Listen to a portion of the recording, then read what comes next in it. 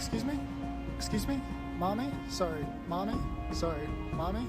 Sorry. Mommy? Sorry.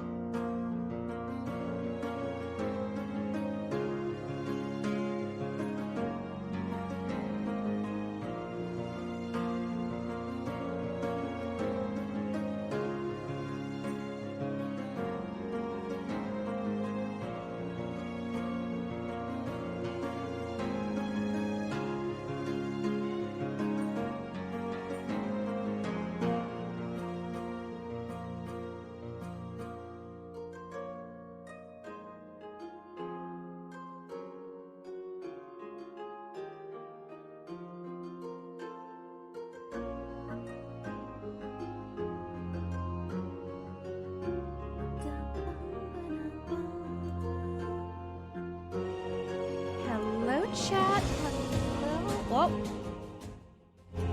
Wait. Hello, there we go. I finally figured out Where to put the audio levels? Hello, everybody. Hello. What is up, my good bitches? It is me, your good bitch, Rosemary Darling, back on my bullshit. And look! Look, I have new hair! And I made this hair myself. Look at it. Look at these hair physics. Look at this bouncy braid. Look at it. It's so cute. Look at these hair physics. Whoa. And now every time I go apeshit, just the braid will just go.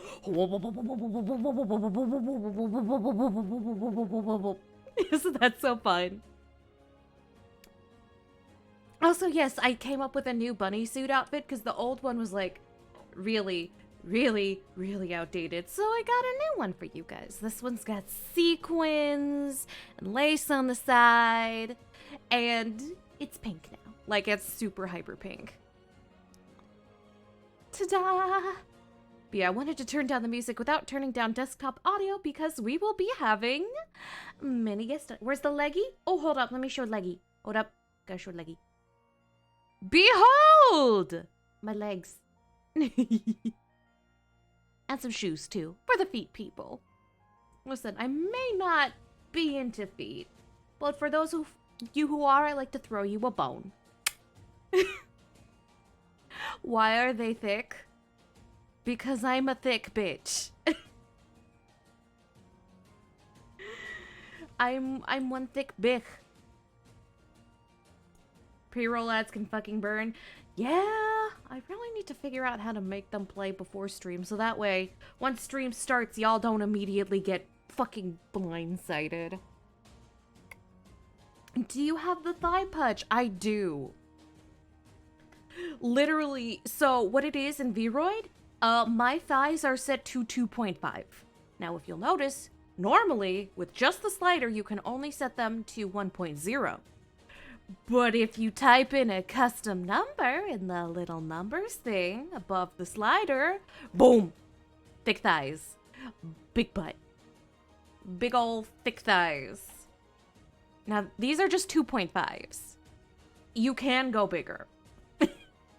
It's just that I currently don't have them bigger because any bigger than this and things start, breaking down at a molecular level. Cheating on the thick. It's not cheating. It's not cheating. It's in the system. It's a part of Vroid.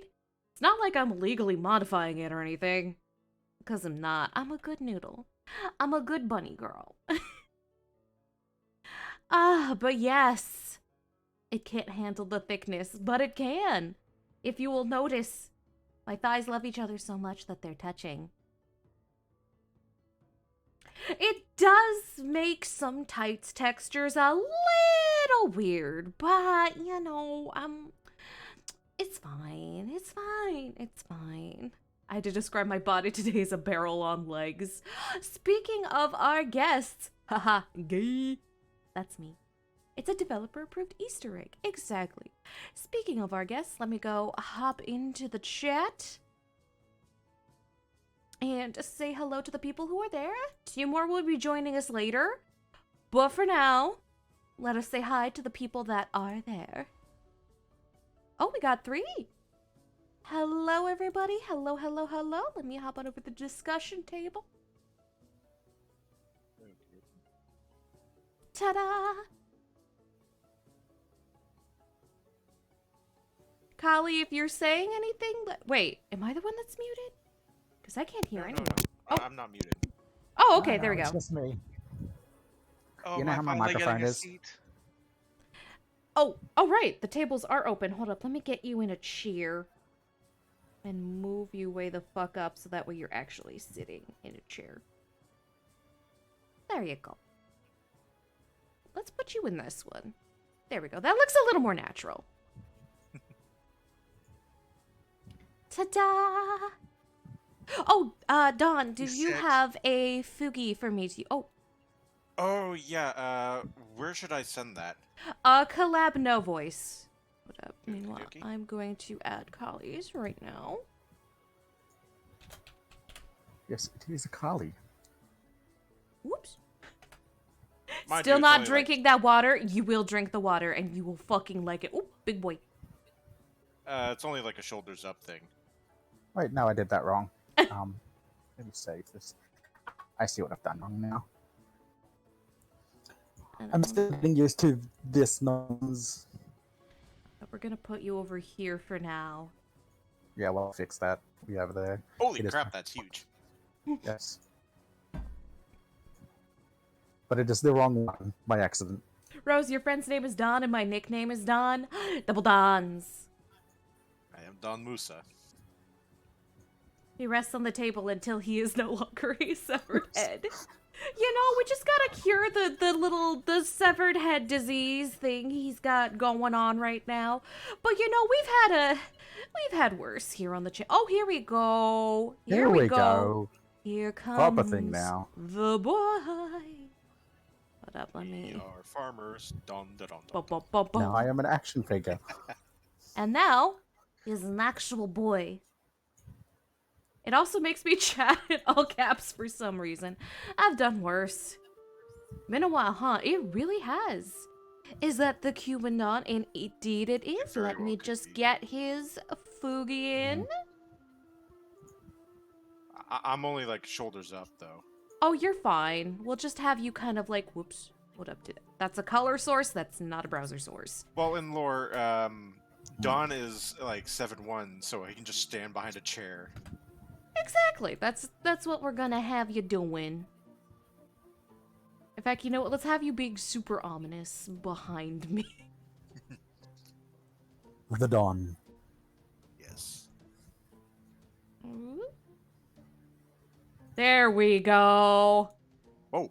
New There we browser go. I mean, it's been a while since I've been here. It really has. Welcome back.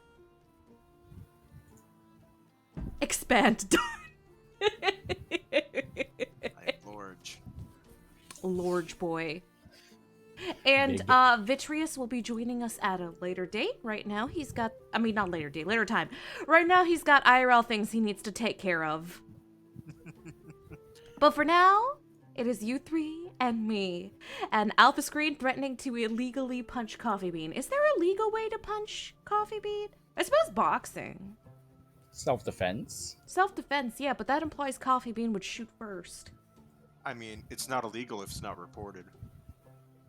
If there are no cops around, you can make up your own traffic laws. You know, it's like Russian stealth. There's, no one can report the bodies if there's no one left to report the bodies. Exactly. I love Like a Russian stealth stuff.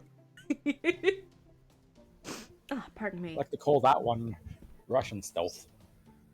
Wait, shit, hold up. I forgot to take my decongestants. Which I now have to do before stream. Wait, hold up. I've been... Mimo wants to give me a banana. Do you want a banana? Peel it up and go. Well, Musa is the scientific name for banana, which is how that kind of came into being. Ah, there we go. Took my decongestants, which will hopefully reduce the amount that I sniffle at you guys during streams. Anyway, will the three of you take turns introducing yourself to each other and to chat?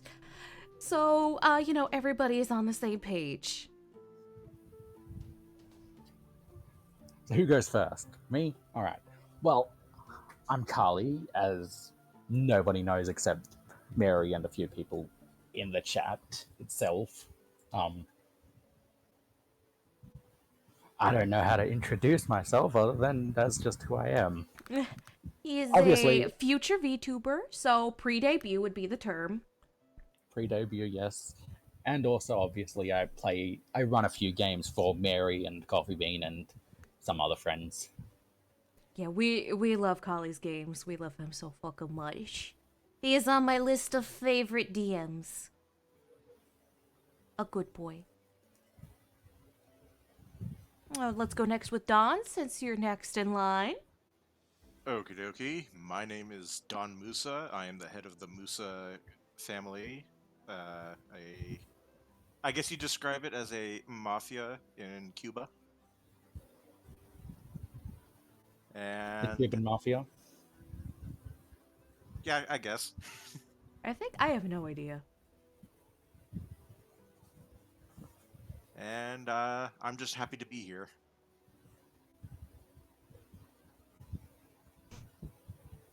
All right. Zakaric, you are last. Hi, I'm Zakaric.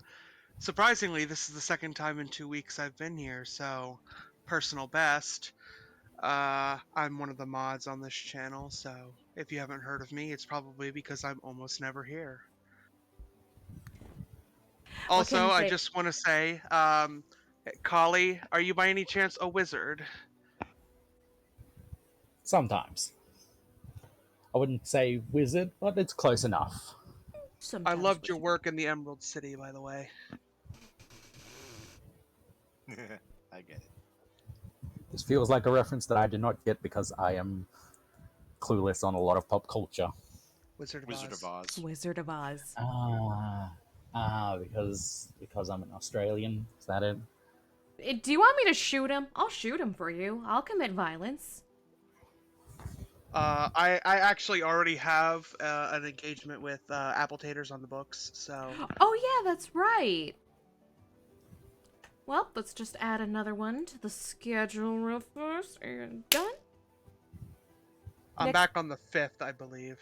I believe so. I'm bad with dates, though, so don't quote me on that. And for those of you who may be here for the first time, or for the first time in a while, hello, I am Rosemary Darling, a unicorn author, MILF VTuber, and the remaining founder of Druids and Darlings. I'm always a slut for talking about tabletop games in all their forms, and that is why I have gathered these nerds today, god damn it. Today! Oh my god. I just started and already the Freudian slips are coming. Anyway, that is what we are here for. Today's They're not topic. slips if they're intentional. Crimson Office Lady, thank you so much for the 2 gift subs. Kisses from me. Thank you very much. Today's topic is crazy character creation. Now, I don't mean like character creation that you like do while you're skydiving. That's something completely different, and I don't condone that. Oh, I gotta stretch real fast.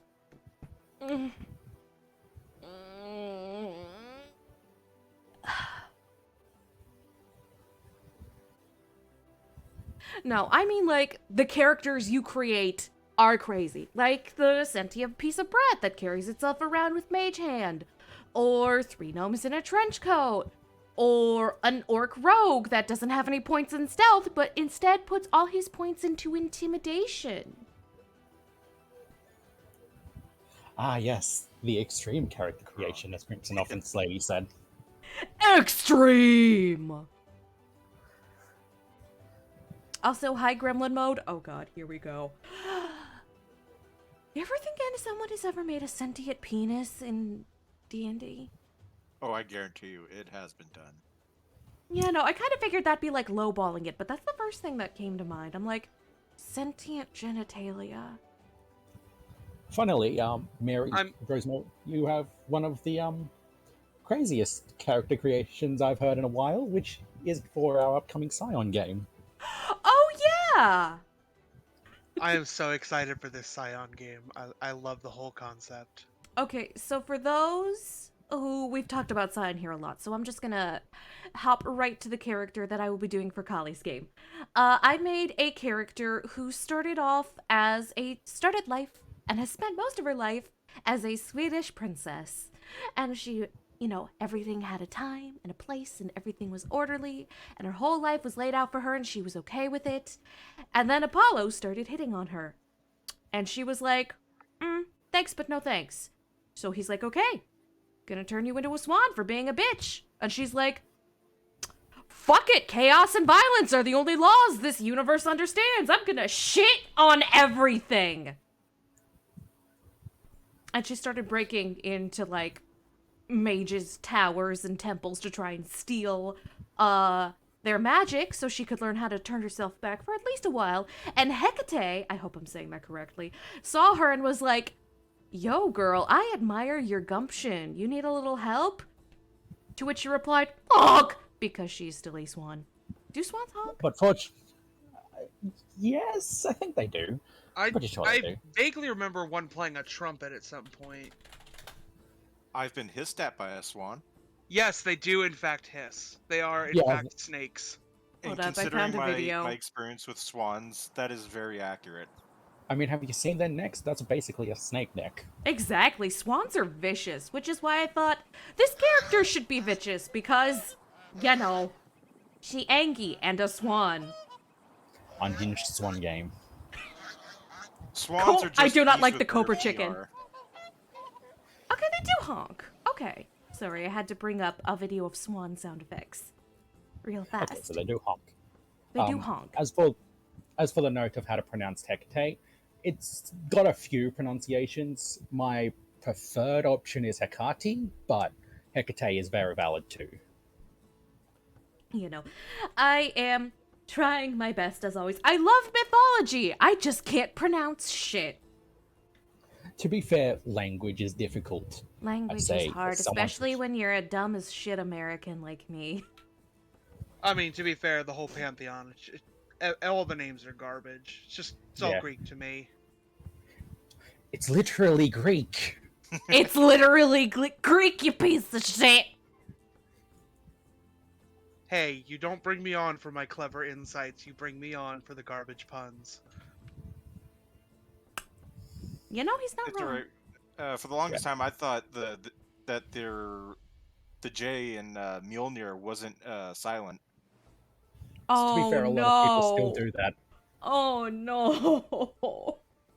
My uncle actually still does that. Oh no! That reminds me of how God, what was the word? Fuck. Oh yeah, Twiggy used to say Tarask like Terraskew, and so I've taken up that mantle just to piss people off. To be fair, Terraskew is kind of funny to say. Right? It rolls right off the tongue. He was onto something, And considering Neil. what they do, it's very accurate. right? It works. Yes, Mjolnir has a J in it. It's pronounced with a Y, but it's a J. I'm just imagining how he would say Mjolnir. Oh my god, that sounds Mjolnir. blasphemous to say. I'm sorry, Thor. Please don't beat me up.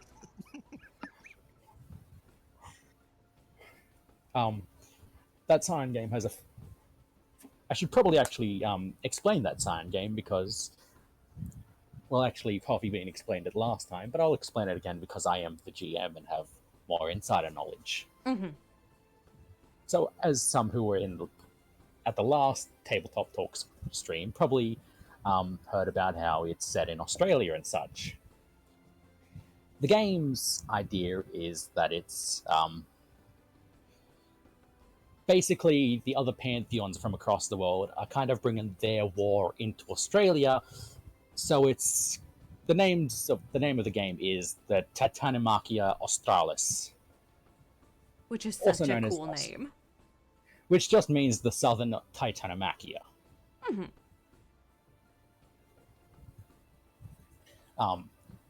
Our current representatives in the party before that have not all been completed yet, but I have the general ideas. There is the aforementioned unhinged swan that is Mary's character, Onk!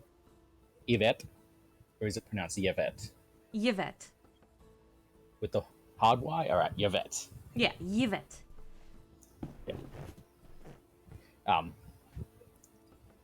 There is Koji, our resident fox police, who has been tasked by his mother Inari to fix fox crimes. Also, he's There a is- twink. He is a twink fox. He is very short. We Probably love the shortest member of the group. twink fox boys. There is the muscle of the group, Arya, daughter of Aphrodite Arya, the warlike Aphrodite. In other words, hot, but also kind of a warrior, kind of beats a lot of heads in.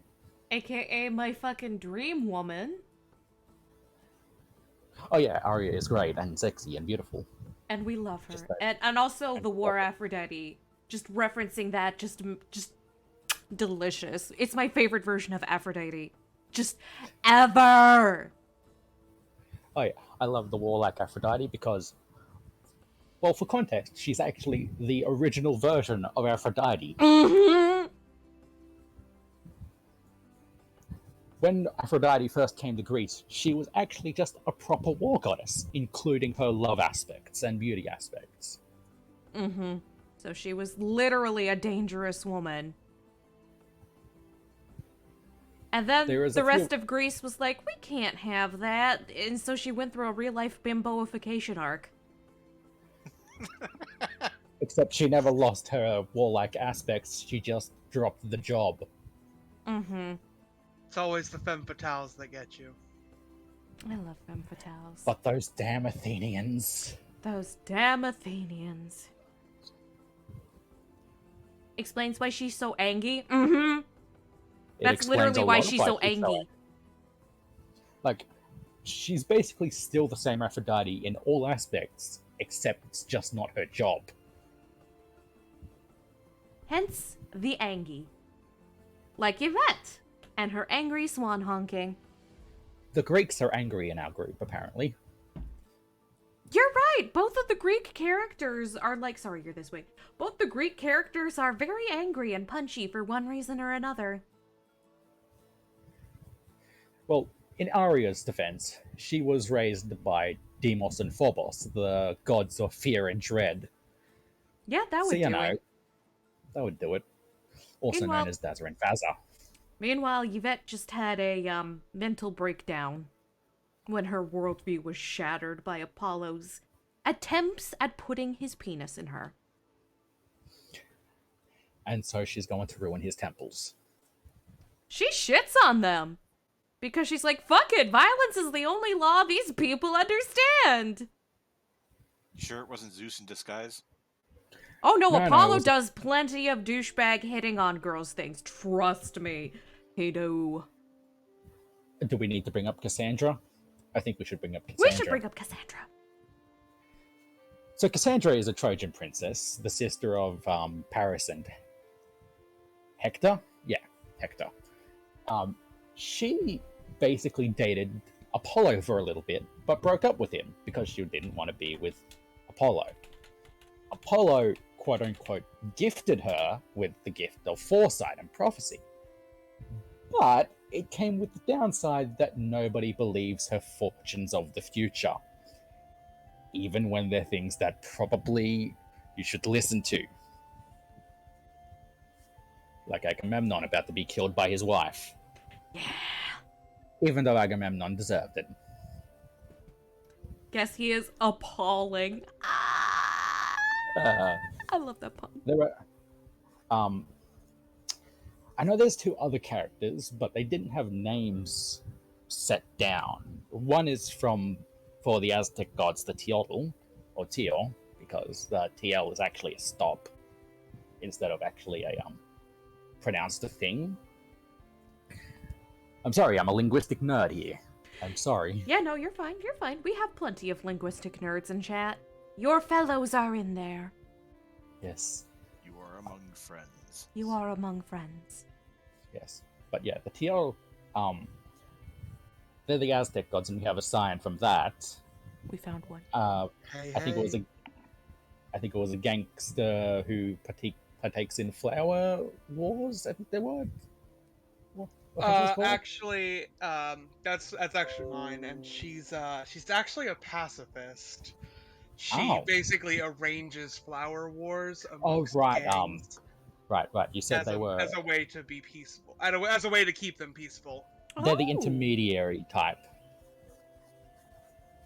I think. Yeah, I remember now. It's been a while. Doesn't he light up? Yeah, for some reason, Kali's Fugi isn't lighting up. But that's an optional thing that you have to, like, click on there, so... Yeah, I've been trying to fix that. It doesn't seem to want to do it. You know, which is very peculiar. Well, we'll fix that later. We'll try. Yes, Um, but yes, that was. Do you want to explain your character? Because I'm a bit forgetful sometimes. I just remember. To be fair, it was like 3-4 months ago, I think, when we Yes, discussed her. Yes. So her name is Citlali Reyes, and she's Aztec. She's from the Aztec pantheon, so blood sacrifice and all that. Complete pacifist, has no combat skills whatsoever, refuses to pick up a weapon even in self-defense.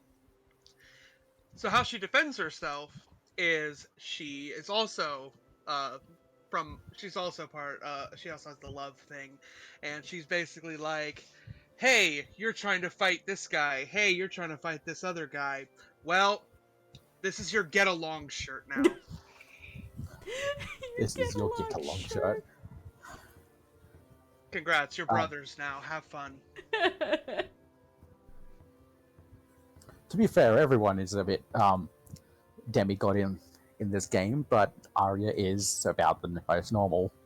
I mean, yeah, she seems to have her head pretty screwed on straight. One fun thing about the Aztec gods in Scion is that they've adapted to the modern era, so they don't actually entirely focus on the blood sacrifice aspect. They still do it because it's still their culture and all, but now they're focused a bit more on the sacrifice part itself, how much it's a personal sacrifice, and it's a really interesting addition to their cultural thing. Yeah, like instead of cutting your hand open and dripping it over the flame, you could just like throw a stack of $10 bills into the fire. Although that one would be a bit weaker, it's well, yeah. How much it hurts you is how good of a sacrifice it is. Also, I hate to interrupt, but I went online to see if I could find other people's examples of really crazy characters. And I found one that has tickled my fancy so much that I need to bring it up right now. All right, so I'm listening. This is a this is a player character. This was made for this person's game. This person did not make this character. One of their players did. It was a anime, fantasy, steampunk game, in their words, not mine. And they listed some other people, pretty funny. And then the last one is Skullfuck Bear, the lesser-known Care Bear. The Skullfuck Bear? Just, Skullfuck Bear! Skullfuck Bear, no! It must have been one of those editions in like season 5 or something. The lesser known Care Bear. Impressive. I'm guessing it has a proclivity towards certain activities. Probably. I'm just gonna go ahead and guess that the name was for a reason. All right.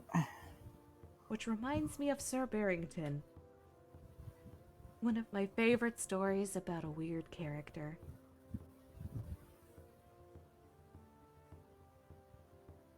I love Sir Barrington so much. Tell us about Sir Barrington. Sir Barrington, hold up, somebody actually linked to the Sir Barrington copy pasta, so I will be reading that for all of you. Damn it, the page broke, so let me go find him.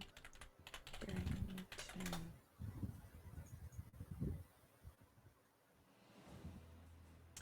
Make a bear. This is green text, by the way. Make a bear character in D&D 3.5. The DM laughs. Make the bear a rogue. Put every point I can into disguise. Prestige class as a spy to get more disguise. DM says I can't speak English. Max out bluff. By growling and gesturing, I can fake speaking a language I don't speak, English. Use money to hire a butler NPC. Give him a magical item that lets him speak bear. An excellent suggestion, Sir Barrington. We should really ask the group to investigate the Black Marsh. Over the course of the game, be knighted as Sir Barrington. Queen holds a dinner in my honor. A random guest becomes the first man to ever make a perception check that can beat my disguise. Shouts out loud, "Hey, that guy's not a guy, he's just a bear!" Van is escorted out of the castle while the guards apologize profusely for the indignity. We're so sorry, Sir Barrington. Very sorry for this man's behavior indeed. Mrrr.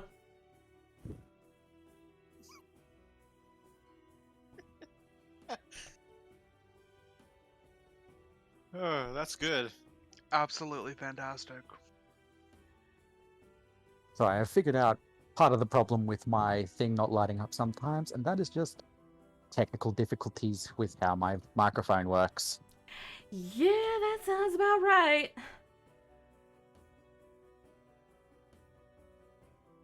So this is probably working semi-ishish now. Yeah, it seems Yeah, to be yeah. lighting up more. He wears a disguise to look like human guys, but he's not a man, he's a chicken, boo. It's Man Bear Pig. Man, bear, pig. I'm pretty sure somebody's made Man, bear, pig in D&D like 6 times over now. Oh, Rose, do you remember Puppy Monkey Baby? Puppy, monkey... You're acting like I should know this, but I've literally never It was heard... on the NFL Super Bowl halftime. Search it up, Puppy Monkey Baby. Okay, and it was hold up. for Mountain Dew Duh. energy drinks. Don Musa has resurrected the ancient curse. Puppy Monkey baby commercial. Oh, God, I am a okay. keeper of forbidden knowledge. Okay, hold up. We're gonna switch to active just long enough to, You've never seen that? No, because I don't watch Man, halftime I might commercials just chill tonight. anymore. What the fuck? Brace monkey yourself, baby. The children. halftime commercials are the Puppy best Monkey Baby. part. Puppy monkey baby. Puppy monkey baby. Puppy monkey baby. Puppy monkey baby. Puppy monkey baby. Puppy monkey baby. Puppy monkey baby. Puppy monkey baby. Puppy monkey baby. Mountain Dew Kickstart. Dew, juice, caffeine. I am never drinking Mountain Dew again, swear to God. It's Puppy Monkey Baby. I hate it! And I love how they chose a pug's face as well. I know! That's the worst part! With the fucking baby legs! Ugh. I know what my next follower is gonna be in Scion. Don't you fucking dare, Coffee Bean! Yes, coffee, yes. I will kill it. I will eat it. Dracon will eat it first. One of us is gonna fucking vor that thing. Thank you for the hydrate. And we're gonna fucking devour it. So for a bit of extra context, Arya has a pet Drakon. A Drakon is a Greek dragon specifically. Usually they don't fly really, see the Hydra, but they have poisonous spit rather than fire. They're also more snake-like, usually, sometimes. In my personal opinion, much harder to deal with. Mm-hmm. So much harder to deal with.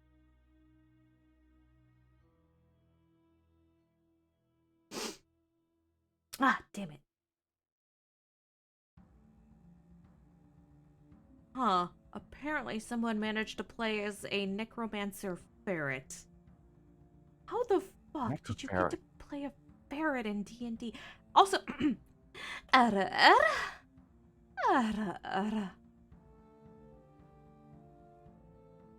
Next Chimera monster NPC enemy is just a bigger puppy monkey baby. No!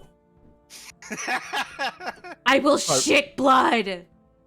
Actually, funny mention of the Chimera monster thing, because I have had horrible ideas for Scion, specifically. So there is an archetype for NPC animals called, Nemians. So do you know what the yes. Nemean lion is? Oh yeah. Oh, no. Oh, I've once built a Nemean raccoon. It was Oh, God. hilarious. Oh, no, It was that's terrible. it was 20 feet tall, completely immune to bullets. So the Nemian archetype basically makes an animal resistant or immune to human-made weapons, or at least not magical weapons, or at least normal weapons. And it makes their claws or talons or anything like that really fucking painful. Like cut through metal like butter, painful. Damn. And I decided to have the idea of a Nemian cassowary. Oh Oh no! no! Oh Isn't no! that just a normal cassowary? Imagine a normal Yeah, big cassowary. birds like that are surprisingly bullet resistant. Right? Yes, I was about to say, normal cassowaries are already pretty damn durable to take down because they have all their fluff and they have very few organs, so bullets kind of just miss any vital spots most of the time. That you actually have to get them in the head to take them down. Oh, like But a zombies. Nemian, Oh, that's disturbing. Oh, that's disturbing. but Nemian cassowaries are like that, but worse.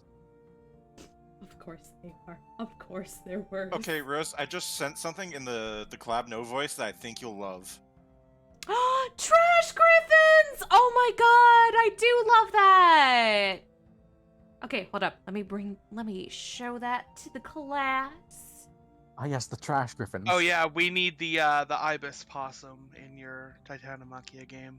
And after reading looking at that, I came up with two more. Yeah. A raven coyote and a shoebill stork hippo. So, That second one is terrifying. I'm not gonna fucking lie. which one? The pigeon cat? No, the shoebill hippo. Wait, has chat ever seen a shoebill stork before? They Uh, look like malicious intent with wings. I've seen shoebills and they sound like bullets. Like their bird call literally sounds like bullets. They're actually incredibly friendly though. But they also have these big swallow you whole beaks, so like imagine that but like hippo sized. And quite frankly, I'm not sure I would ever want to leave the comforts of the American Midwest. I just did a Google image search, and literally the second picture, it's staring straight into the camera with murderous intent. Well, you gotta think, what temperament would it inherit? Would it get the shoebill temperament or the hippo temperament? Because if it gets the hippo temperament, nothing in the world is gonna stop that thing. Look at this. Look at this shoebill. Look at him. He wants to kill people. And its cry sounds like bullets. Oh, and Rose, there's a domesticated, or no, sorry, not domesticated, but captive-raised shoebill stork named Sushi. And if you want to pet him, you have to bow, and he'll bow back. Okay, that's adorable. That's adorable. Oh, imagine if that were a character, like a sentient shoebill. Not a hippo shoebill, just a shoebill bird. Should be. Shoebill. I mean, I wouldn't say it's an impossible. Ooh, pelican otter? Or no, Ooh. pelican beaver. Ooh, they would be able to swallow logs whole. A lot of people don't realize how big pelicans are. I've got the perfect one. Oh no. Vulture Wolverine. Are you trying to kill us all? Because that sounds you're trying to kill us all. Honey badger marabou stork. Y'all are just going crazy. That's just a war crime. Flamingo and lion. That's It's a bit like of a an odd normal one. griffin. Yes, but they're both. It'd just be a really derpy looking griffin. Yes, that's the idea. Unfortunately, pelicans are fucking terrifying. I like Dusk's idea, shoebill Right. Aarakocra. I mean, flamingos are terrifying. They can just stand in high alkaline water and they're just fine.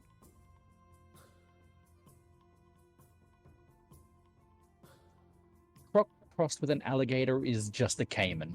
Yeah, I was gonna say, isn't that just a caiman? Emperor penguin and a goat can go anywhere, can go hundreds of feet into the water, and can climb a sheer cliff. I Puffin polar bear. can do Wait. anything. Here. Suck my dick! Hold on. So what I'm hearing is I need to make a scion of echidna who crossbreeds the worst things.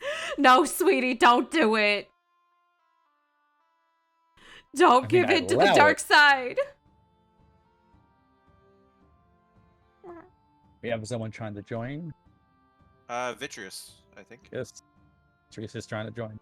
Oh, I was not aware he was on the... Hold up, let me get the ceremonial bread.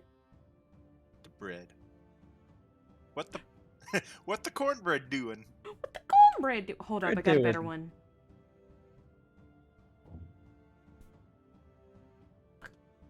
Yeah, make him big. Make him big. Big bread. Big bread. Oh, so do you want to hear about one of the characters that was in my party for my very first D&D game? Oh, That I feel sure. was kind of first.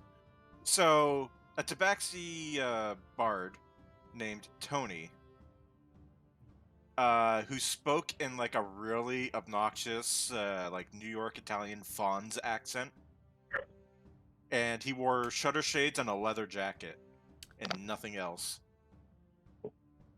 Oh, Did he have a positive opinion of breakfast cereal by any chance? I'm not sure, but he seduced everything that moved. Oh, so it's an exact clone of the character I'm thinking then. I think by the time we were done our first session, he had seduced 15 different goblins. I'm sure he's living the dream of some people in my chat. No pants, sleeping with goblins. That reminds me of my favorite Twitter challenge. It was a thing in the early furry community. It was you speed run getting blocked by Tony the Tiger on Oh, Twitter. yeah. It's like the speed running to get banned from Club Penguin. Or Oh, speed yeah. running to get Yeah, it's banned on fantastic. Yandere Dev's Discord. What is the record for Club Penguin? It's like what, like 30 milliseconds or something?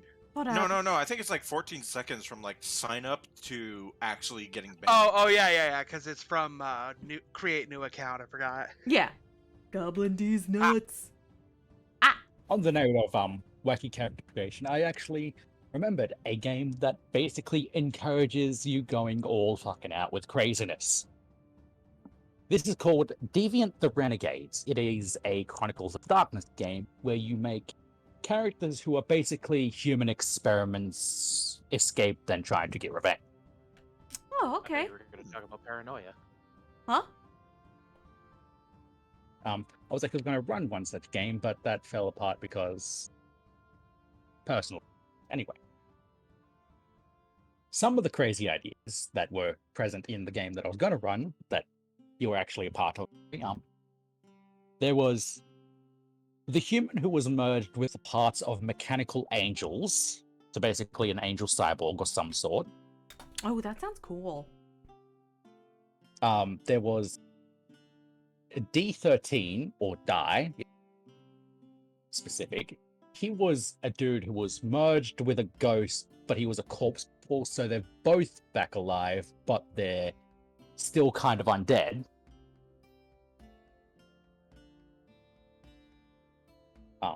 Shout out to Coffee Bean for that one. Shout out to Coffee Bean. There was a dude who was merged with blood from the god of time so he could see across various realities. Which is insane, but fortunately it was held back because if he used more of that power, he might become unstable and explode. Oh yeah, You that's a know thing what? with deviants. That's a thing with deviants. They are all very unstable because of this whole nonsense of being human experiments. Actually, they might not even be human experiments. Sometimes you can play an animal experiment, like a fully sapient talking animal ape or something. As I said, deviant, you can go crazy. Oh yeah, no, It's there's just- several Chronicles of Darkness games where it's like you can really go crazy with the character creation. Racket raccoon. Yes, I was you play thinking Rocket that too, Raccoon. Dusk. As soon as he said Very animal well. experiment. Racket raccoon. So what I'm hearing is my next deviant is Puppy Monkey Baby. No! Oh my god, yes, No. Coffee! No! You gotta make it. No. No. If you do it. Oh, okay. I wanna go back to that like angel cyborg dude earlier. Like I'm pretty sure in the Chronicles of Darkness, angels are just robots normally. Yes. So I can in- explain that So- one. I'll explain that one. So there is a creature called the God Machine, which is a giant mechanical being that is basically the what's the phrase? significantly advanced technology is no different from God. That one. Something close to it. Extinguishable from magic. Indistinguishable from God is the one specifically for this. There is the indistinguishable from magic, and there's also indistinguishable from God. The God machine has its own agents that it uses to perform its various algorithms that it wants the world to go through. The God machine isn't exactly God, but it is onto God.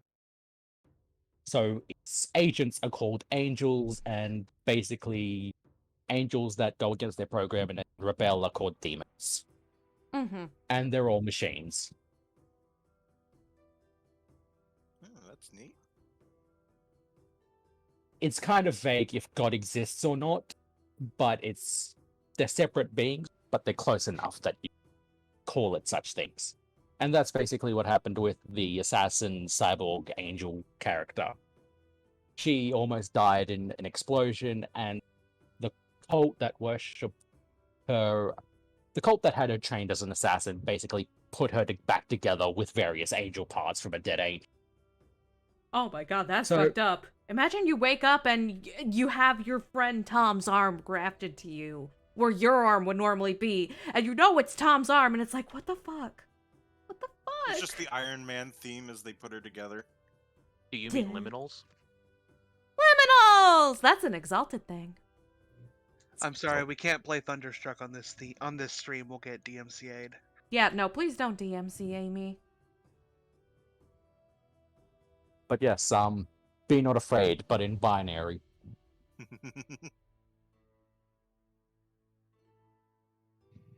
The Chronicles of Darkness has a lot of interesting lines that I personally prefer over base old World of Darkness. Because you two are more familiar with Changeling than I am. Oh, I Mary love Changeling so much. Rosemary Oh, Changeling. suck. Yes. I've not played Changeling myself, but I know about it. Yeah, I've played Changeling 2 or 3 times now? Yeah, 3 times. One of which was with my family. That game was kind of a hot mess. Because my mom and dad know next to nothing about tabletop games, but they were trying. They were really trying. Well, my mom was trying. My dad was like half trying. He made a bear.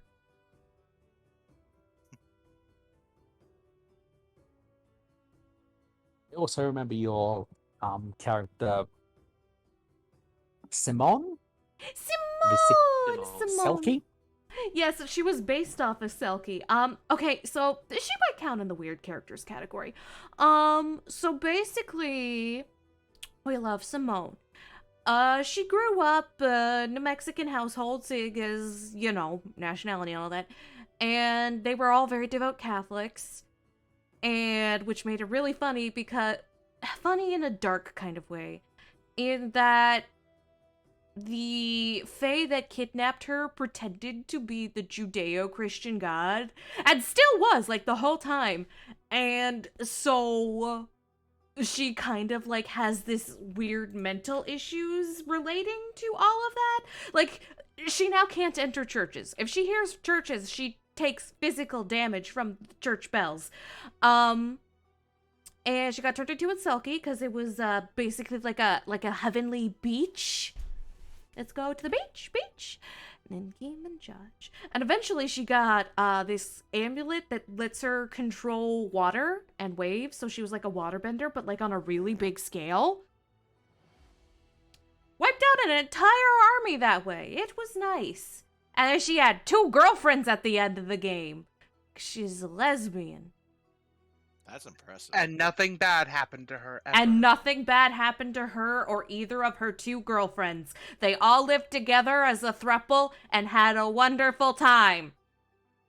Nothing bad ever happened. Nothing bad ever happened. Oh my god, Ever. Rose, do you remember Gabriel? Yes, we do have room for Gabriel. Oh my gosh. Gabriel, okay, so Gabriel was my character in that game, and he was, I think he was a Ferrist. Maybe no, he was an Elemental. I think it was, or whatever.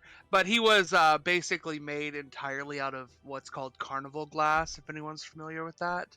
And he could control glass. So he had a magic bag of glass that he would just, you know, pull like a metric ton of glass out of and throw it at people. It was pretty great. Pocket sand. Pocket sand! Except it's... oh, no, wait, it is pocket sand because glass is made of sand! Fuck! It is, yep. And yeah, that was really cathartic killing my my keeper, whatever her name was. Glass. Pocket sand! So- God, that reminds me of my first time DMing and how my party managed to TK themselves with a bag of holding. Oh my god, please tell me, please tell me. I need to hear the story. The rogue's a bit of a kleptomaniac, and he was grabbing like every last blade and dagger and mace and sword, and he stuffed it all in his bag of holding. So they're in a very tight quarters crypt, and they're fighting these skeletons. And he was like, he threw his like 2 daggers at the skeletons, and he wanted to go into his bag of holding to get more. Oh no. And I made him roll a dexterity roll to go get more weapons. He rolled a nat 1. Oh no. So instead of reaching in to grab a new weapons, he accidentally inverted the bag of holding. And if anyone knows what happens when that happens, yeah. Yeah. Fire Also, in the hole! Why was he using daggers against a skeleton? I don't know. I guess they figured I was a new DM and they could get away with shit. Yeah. Jin, Crimson Office Lady, brought up a character in stuff me and her talked about in our private. She has a liminal exalted named Jin Chanzi, which basically means Golden Mikado. A whole reference because she was reborn from dying such. Basically, she is just a very sunshine lesbian undead Aw. who likes to make friends, and also she's a necromancer. More specifically, she is a necro dancer. Yes! Necromancy? You mean the best magic in creation? Necrodancy. I just call it late term healing. It's just Very listen, I didn't get my medical license revoked for nothing. But, Oh, your friend's dead? I might have something for that. Jin is actually a very fun A character. vampire. You could be a necromancer and a necromancer. Hey! She is a necromancer too, yes. Hey! Brown family? Yeah. No. Crafted family. Oh yes, I should probably explain Vilcus, also known as the little wolf chained by the heron. AKA Daddy. Sorry. Yeah. So, in the original game of Exalted that I played with Coffee Bean and Rosemary, Vilcus was an abyssal exalt, one of the chosen of the void and such. He is a necromancer himself. He experiments by making things come back to life because he wants to get around that whole no death rule, as you do. He sort of succeeded with his first attempt, which was putting a crystallized pyre flame as the core of someone and resurrecting them into an undead. This is called Eve, the first of his found family, or crafted family, because he's raising family accidentally. Raising a family is hard. Not when they're all buried nearby each other. Yeah, what's all the hate towards necromancers? Can't a guy just raise a family in peace? I'm gonna go to sleep. Good night, meme. Yeah, but yes, Eve was this just clueless, dummy, very stupid, childish undead, because she is literally a new person inside an old body, which is kind of the ethos of Liminals too, but there's more to it with Liminals. The next time he made another undead was the aforementioned Jin. because this woman wanted a necromancer to try bring her daughter back to life because her daughter was killed by bandits. To give her some closure, he at least tried, knowing that it probably wouldn't work. And then it actually worked, sort of. See, liminals are brought back by strong emotion catching the attention of an entity called the Dark Mother, and she puts a new soul into an old body. This creates an exalted that is kind of really difficult to kill again.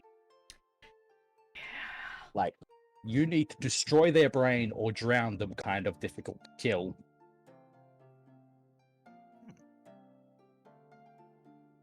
Because otherwise, they just get back up. Give or take a few hours. And drowning's pretty hard when most of them can hold their breath for like a half hour. Yes, there's Yeah. also that. Perfect. So yeah, this new person who didn't have a name because she's not the same as the girl that died, Filkis couldn't leave her to just wander the world on her own because the world is a dangerous place and people are cruel. Mhm. So he takes her under his wing as his apprentice / companion to teach her about the world in a more optimistic light, even though he's an abyssal. Yeah, which abyssals canonically, the chances of them having a good life go down significantly. Consider if they even try to do not asshole things, they literally creation decays around them. Yes, there is a whole other thing around it. But oh yes, Crimson Office Lady brought up another fact about Jin, because that's her character. Jin has a scythe that is so powerful, but also too delicate, that it can only be used by the gentle touch of a lesbian. That is amazing. That reminds me of like vaguely reminds me of a scene from like Tower Heist or something. Something about lesbians and soft hands. Also, the scythe is also a lesbian. I like how the past, like, 3 characters we've mentioned have all been lesbian. Well, not 3 in a row, but, like, there was Simone, then there's Jin. Wait, who's the third? There was a third. I could have sworn there was a third lesbian. There's always a third. There's lesbians come in 3s. Everybody knows this. I there mean, was Gabriel was also dating a girl, but you know. there's Well, And nothing bad happened to him. and nothing Nothing bad at happened to all. him or his girlfriend, and they got married, and they had a wonderful wedding. And well, then technically with Simone and in her throuple all came to the wedding, and it was great. Yep, and Yes. Gabriel and his fiance absolutely did not die in the final battle, and then something mysterious happened in the sequel game. What sequel game? There was no sequel game. Well, there's only one good part of the sequel game, and that was my character, Eva. Eva was a moth changeling. Who accidentally got a pen that rewrote reality, but she didn't know that, so, Oh no. yeah, she accidentally set fire to the entire town. Oh yeah, that was the Bruh She's an Orphan game. Yeah, the Bois She's an Orphan game. Oh, Rose, I just thought of something that would make that pen even worse. Oh no, do tell. Give it to a fan fiction writer. Oh my god. Yes. I'm so glad that Eva wasn't a fanfiction writer. I'm glad she was just emo as fuck. She just starts So, shipping people and they spontaneously like each other. Oh no, she did write something about a guy she had a crush on confessing to Yeah. her. No, it's Yeah, she did. Oh my gosh, she did. A moth creating a really big light source, that checks out. That's not even racist, that's just true. Well, I mean, to be fair, there was that whole like fire sends her into fits of delusion or something. Yeah, cause she had a traumatic incident in her childhood involving a really big fire at her school. So, you know, She failed to save and then just started running off in the streets babbling. Hence the I'm gonna go play in the street with my trauma line. Because that was me, IRL. Just Drama in your backstory? it's more likely than you think. I mean, it's a changeling game. That's kind of the requirement. It's literally a requirement. So, two things. Yeah, you mentioned that lesbians come in threes. Well, the Yeah. thing is that Simone and Jin both have two girlfriends, which means there's 3 lesbians per set. Oh my god, you're right. You're right! Oh, thank you for the hydrate. Woo woo! Well, I mean, you can't start your lesbian coven with only 2 people. You have to have the power of 3. Exactly. You need 3 to start a lesbian witch coven. There was also your Zenith, who was also gay, I'm pretty sure, but Oh yeah, Felicia! yeah, Felicia. Felicia was a fairly normal character, so I'm not going to go into too much detail about her. But yeah, she was dating the lunar character of another friend of ours, who we're just going to call him T. Good campaign. Very short, but good campaign. Speaking of traumatic pasts, I told you about Git, the Goliath that managed to befriend the Green Dragon. Yeah! Wait. No, actually, please tell me more. Yeah, it was a Discord D&D server, but it was really weird. It was like open world D&D. Open world D&D? What the fuck is that? Like there was like the main like adventurer sort of like, I don't know, it was almost like an academy. And there was like the city, and you could just go around and do stuff, and there was like 16 different DMs on the server, and they'd like host like mini like sessions for it. And depending on your interactions with people in the open world, that could actually affect some of the sessions. And Git had he called her Miss Leah, and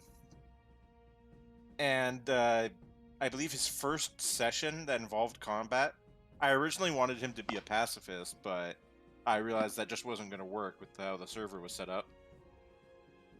They cleared her lair of undead, and they found out that she was a green dragon. And Git was like the only thing stopping the party from going full murder hobo. You know what? That sounds about right. And now Git regularly returns to Miss Leah for tea. Oh, that's adorable! I love everything about But that. he has like the most traumatic backstory you could think of. Well, not really I guess it depends on your point of view. But he hasn't realized that it's traumatic at all. See, he's a Goliath that was basically born into slavery, and until he joined that academy, he had never seen sunlight before. He grew up in a coal mine. Holy shit. Yep. He was a slave miner from birth until the mine dried up and everyone just kind of pieced out.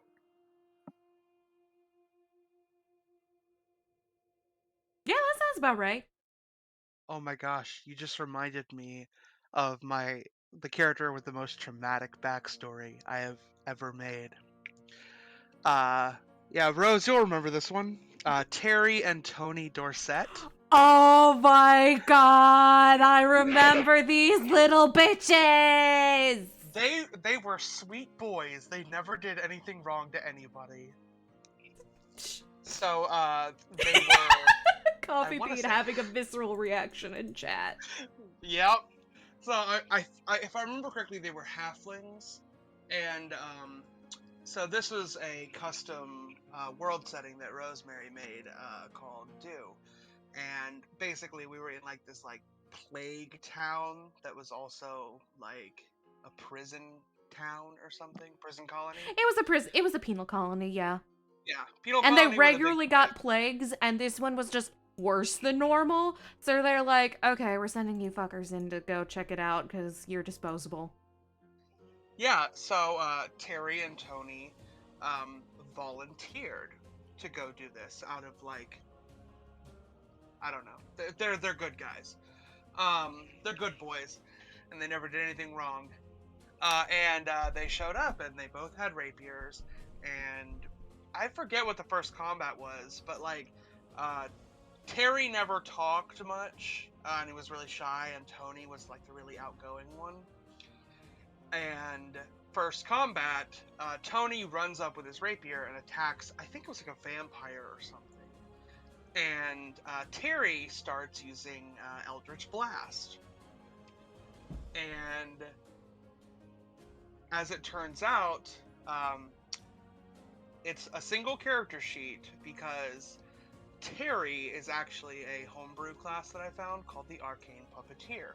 And Tony was a puppet that he made modeled after his dead brother who died because he escaped from prison because Terry turned him in after stealing a bunch of stuff. So yeah, and it was really, really traumatic, and nobody... Oh, people thought, I think Coffee Bean... Yeah, Coffee Bean thought... Coffee Bean thought the one who didn't talk was the puppet because he never Spoiler talked. alert, nope, the one doing the talking was the puppet! He was, and they were both good boys, and nothing bad happened. It was so funny because I, as the DM, I knew because Zakaric was a good noodle, and he told me the deal beforehand. Yeah, I wrote up 2 full backstories. The official one I posted in the public channel, and the real one I sent to Rosemary, and it was fantastic. Like, the first one was, the public one was like, it was like a noble bright character, basically. And they were, In like, a very, super happy and super dark-ish friendly. game. Yeah, in a very, very grimdark game. Yeah, there's a reason I can't And- do Plague Town on Twitch. There's some things in there they wouldn't like. Probably the plague comes to mind. Actually, Yeah. YouTube would object to that more than anything. You can talk about Plague on Twitch all you like, but if you try to talk about, you know, the Panini on YouTube, they're like, nope, shut the fuck up, shut the fuck up, shut the fuck up. I'm gonna see if I can find their backstories and post them. But yeah, it's so funny, because great. I Coffee definitely Bean recommend a would read. come to me after the game, and he's like, I figured it out. And it's like, that's the puppet, and that's the real one. And I would just sit there being like, you're right, sweetie, And like, I wouldn't say you're right, sweetie, actually. I would just not say anything. I would just sit there and nod, and smile and nod, and just kind of, Smile and wave, boys. Just smile and wave. just kind of let him be wrong. Because it's like, I Such a wanted, fun character to play. I thought it would be even funnier for them to find out if the DM didn't blab. Which it was. I was absolutely right. But unfortunately, we never got the big reveal in game. Yeah, no, Zakaric just had to, like, tell them out of game because the game died a slow death because of the real Panini. Yeah, I got 3 separate people go like, "Oh shit!" That call was fucking lit. I'm still waiting for the opportunity to reveal to Coffee what I have planned for his L5R character.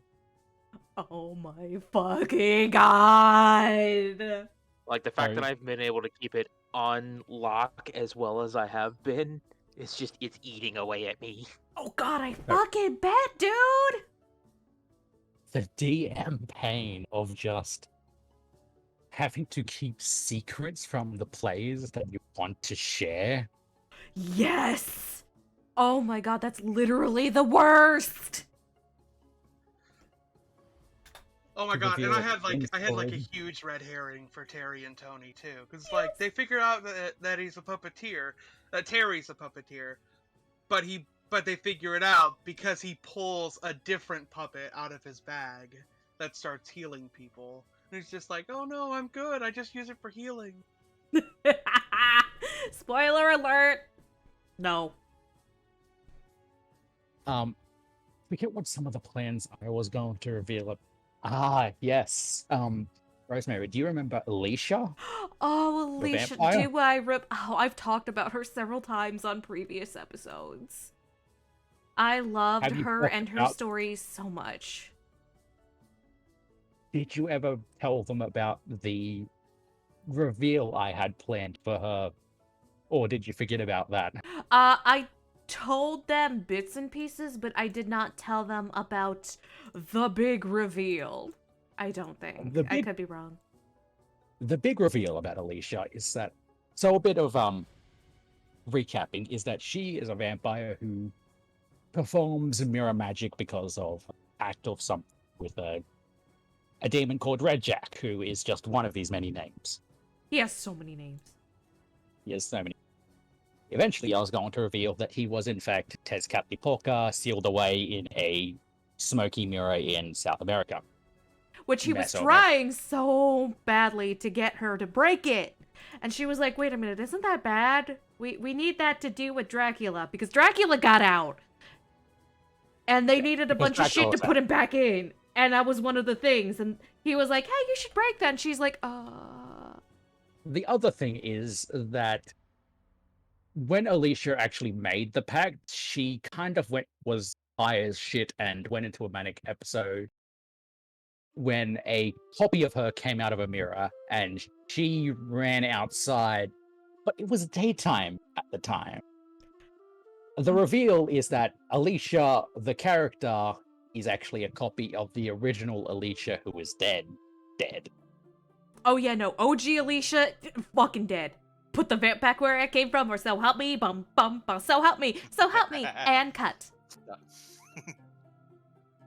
Yeah, so the plot was basically that player Alicia was a copy created by Tezcatlipoca of Red Jack who freed himself. Yeah, she thought from she was prison. the OG. She thought she was the OG. So when she, and she had a backstory, she thought, her memories of her childhood were a mirror of the originals.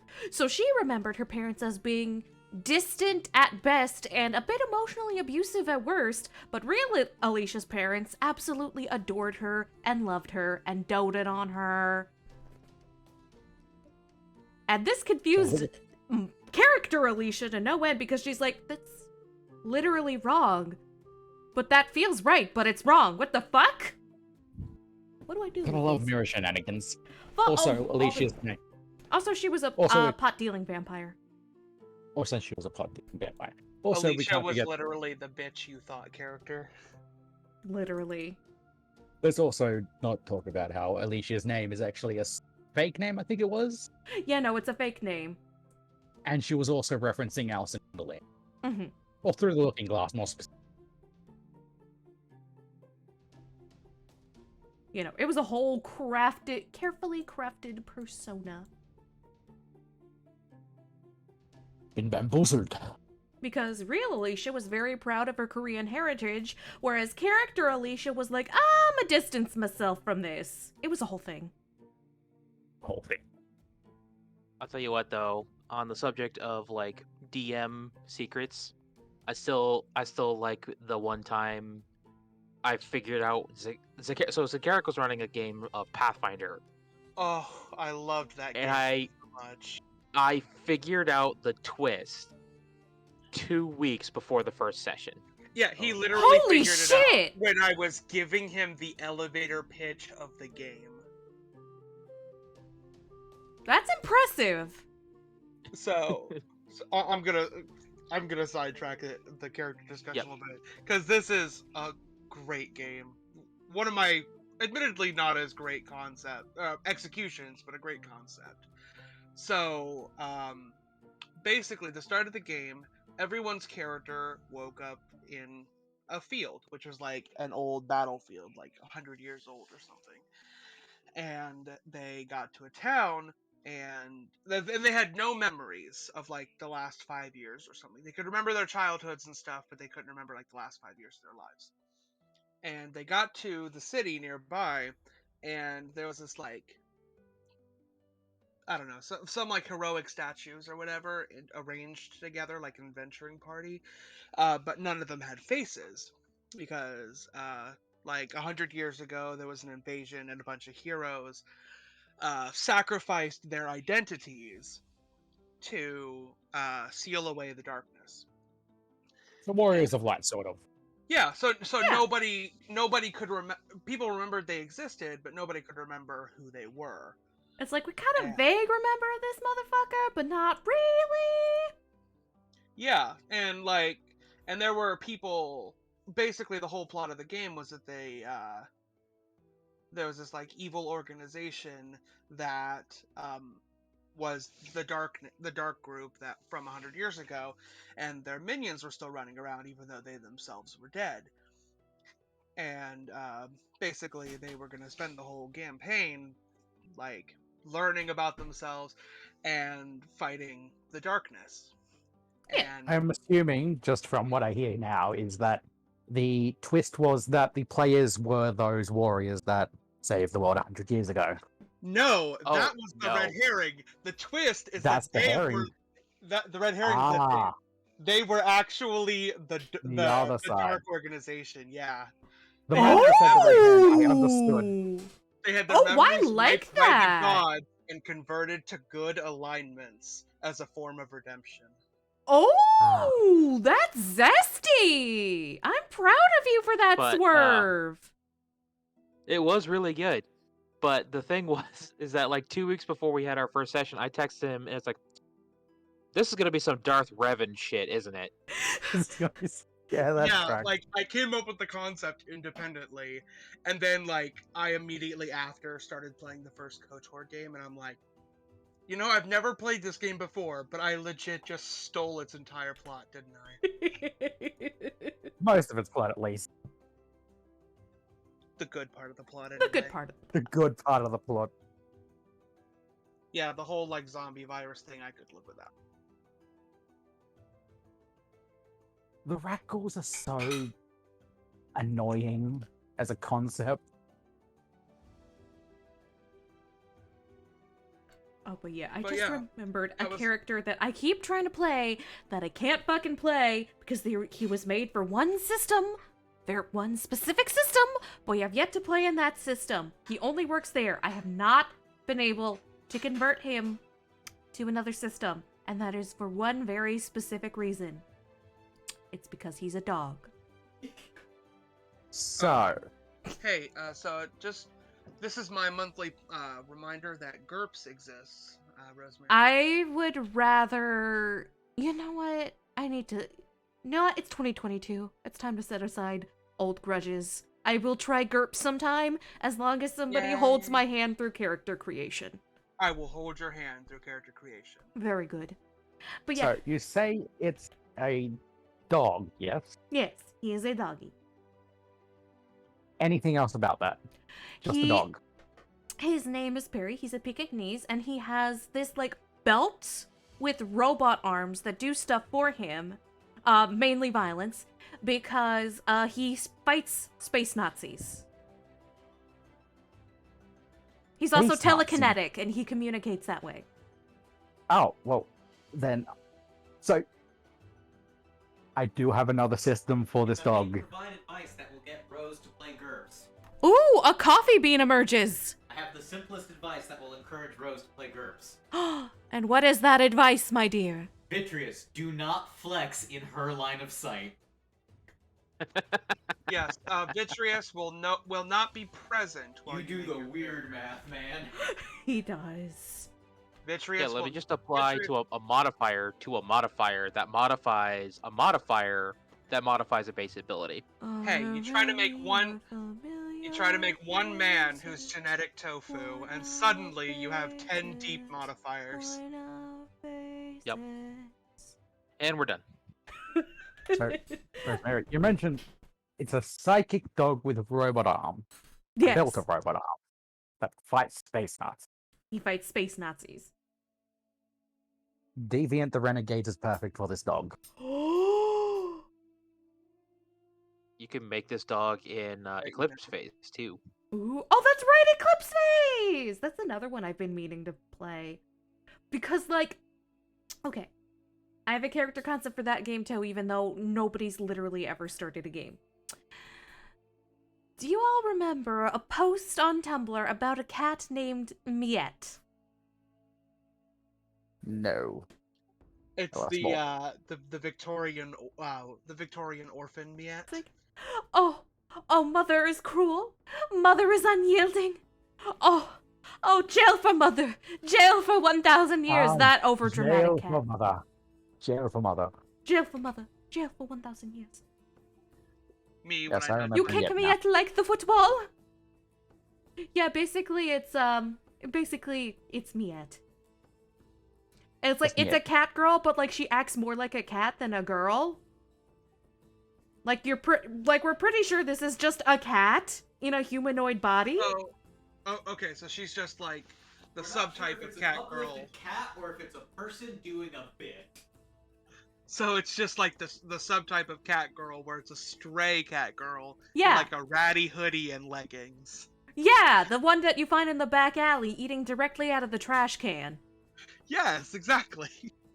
So, on the note of just wacky character concepts that haven't gotten games yet, there is one from my significant other that is. Her name is Catherine Fluffykins III. Oh and my she god. is I'm already in a love. cat girl. I'm already in She love. is a very high class, rich girl, cat girl. Oh, one of those fancy rich bitch cats! Oh, I love it! Oh, I love it so much. And that's basically the whole concept of Oh, I Catherine love it. Fluffykins III. I love it! Oh, that's amazing. But also, she's more like, what are the cats in the cat people in D&D? The Tabaxi? police Tabaxi. Tabaxi. Yeah, she's more like a Tabaxi type cat girl, Yeah. but also a lot more cat. And also, again, Catherine Fluffykins III. The third. Comes from a long I line say of one of very... these days I gotta play my slapstick comedian in Exalted. Exalted slapstick What the This is literally my first time hearing about this, by the way. Yeah, it's a concept that I've been thinking about for not very long, but it's essentially Jackie Chan if he was funnier. I don't know if that's possible. I don't know I've- if that's possible. Have you seen Jackie Chan Adventures? Yes, I have. But like, But I guess it's more it's like focused on Jackie the Chan if slapstick he had than. this. Huh? I guess it's more focused on the slapstick than the kung fu. Yeah, it's like what if Jackie Chan had the same level of timing that Buster Keaton had? What an interesting concept. Because, like, I've seen a lot of Exalted character concept. I've seen lots of them because I've played in lots of Exalted games because I fucking love Exalted and you can't stop me. And eventually I need to run Exalted Essence for people. Because it's easy. It's not. I'm so It's a desperate lot to play less more work. Exalted games that I will give it a try. But don't try to port old characters into Exalted Essence because Oh you yeah, might no, run- god no, that would never work. That would never fucking work. It would be literally impossible without, like, emotionally neutering them. Yeah. Some people have tried and it hasn't gone very well because they have to cut out pieces. Like, Or ginormous some pieces. Or some important pieces are just not present in the system. Yeah. It's one of the... Like, I was rooting for Exalted Essence. I really was. I wanted to be a fan of it. But then we were just looking more at character creation. And it's like, oh, this is missing some very important pieces. It's mostly missing Yeah. important charms that you might want specifically from the base game. Mm-hmm. That was a similar problem I had with D&D 4E when it came out, was that there were just like a third of the available character options that the previous edition had available. Like, you know, okay, so like 4th edition, you can't summon skeletons at all. Yeah. Oh, You can't control undead. You can't do anything like that. So you can't be the A necromancer necromancer. with an army of skeletons. Well, that kind of really sucks. Yep. But necromancers are the best concept. Well, that's Yeah, that's my like That's my first D&D character in every group out the window. That So reminds actually, me of another character concept that I have that is a Disney princess necromancer. You know, she sings and birds appear. It's just that those birds are literally just bones. Also, welcome back, Don. Welcome Thank back, you. Don. Oh yeah, Vitreous just reminded me of my the one time he ran an evil campaign for us, and I was playing a necromancer cleric in 3.5, and I did not start with the rest of the party. I was introduced slightly into the first session, and I was introduced when they walked into a building in a ruined town, and let's say there was a body currently being cut open. Huh. What a way to meet a character. It was not my Yep. body. Let's. Oh, I be frank kind about of that. figured it wasn't going to be yours. Well, essentially, what I was doing is I was running one of the, I think it's the Elder Evils book. Heroes of Horror. Basically, it was a no. I was running. Okay, you were using Heroes of Horror concepts for your character. I'm talking about the campaign as a whole, Oh yeah, you're right. where it was the dead planet Atropos has come to harvest the planet. So, you know, you don't. Yeah, basically the entire world was covered in undead that didn't need anything to control it.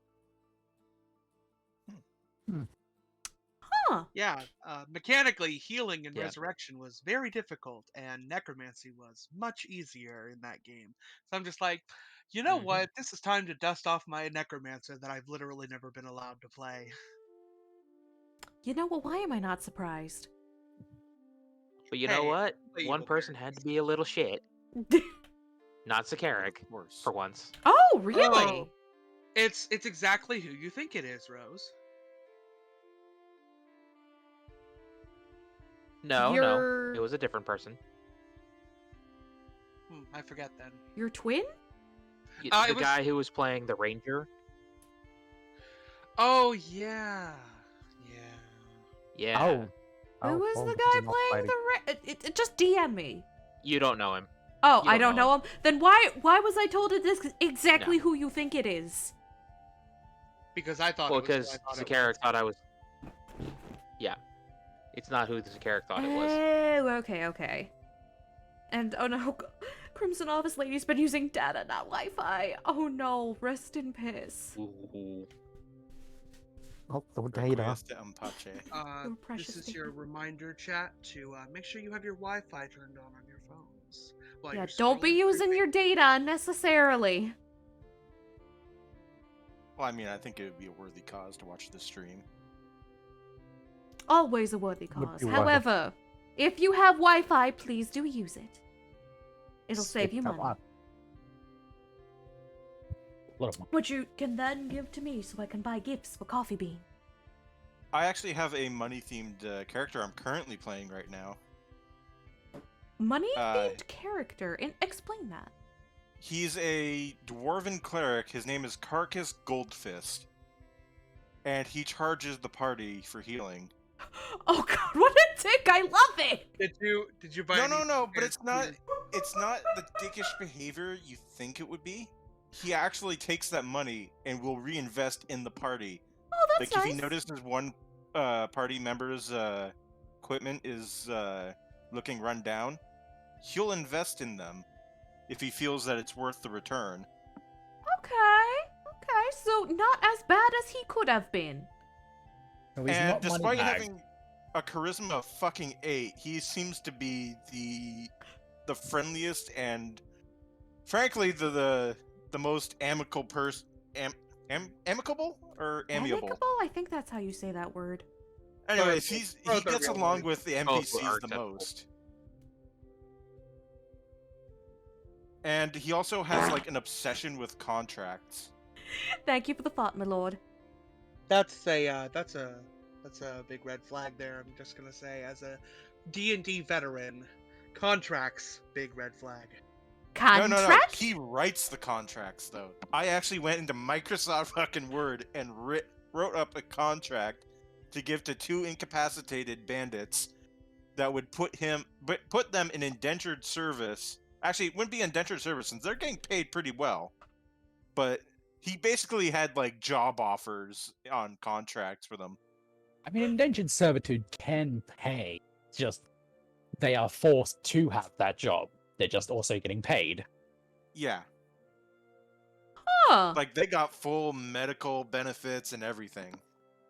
So it's not a bad indentured servitude. It's just still Fuck, they're better servitude. off than me.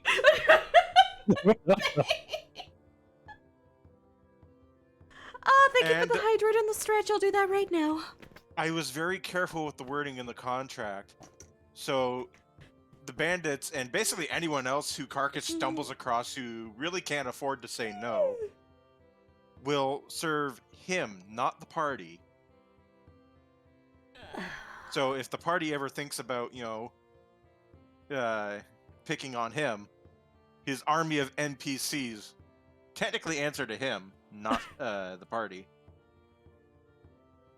Clever thinking. God, I would Thinking love ahead. to be the DM. Oh yeah, and he just I got would a like. spirit I would like to weapon. be the. I would like to be the DM running that character because the first thing that I would do is send a lawyer cleric after him, Lawyer cleric. and Rose, just like you're that's gonna- his primary antagonist for the whole game. You're gonna love his spiritual weapon. Just send Oh, those no. 2 lawyers from Order of the Is it a Stick piggy everywhere bank? he Is it a goes. ball that looks like a piggy bank? No, it is a ethereal bag of coins he wields like a flail. Of course it is. Of course it is. Like, you know the whole, like, prison weapon where you put, like, a chunk of soap in a sock? Yeah! Kinda like that. Or that as one vine with the lady who's like, every time you yell at your kids, put a quarter in your no yelling sock, and soon you'll have a weapon to beat them with. That's exactly what it is. But it's ethereal because it's a spiritual weapon. That is pretty fucking funny, I'm not gonna lie. All you hear is a loud, like, ching whenever it hits someone. Just the sound of metal coins, just... I It almost sounds said like shit. getting a jackpot every time you hit someone. Oh my god, you're right. First dwarf to invest in Ethereum, god fucking damn it. Oh my god. If Carcass invests in NFTs in D&D, I'm gonna laugh my ass off. I'm going to shit blood. Oh hey, Nobody wouldn't just you- like hires artists to draw them. I fear no thing. But that thing, it scares me. Fuck, I fucked up the meme. But that dwarf, It scares scares me. We got a well.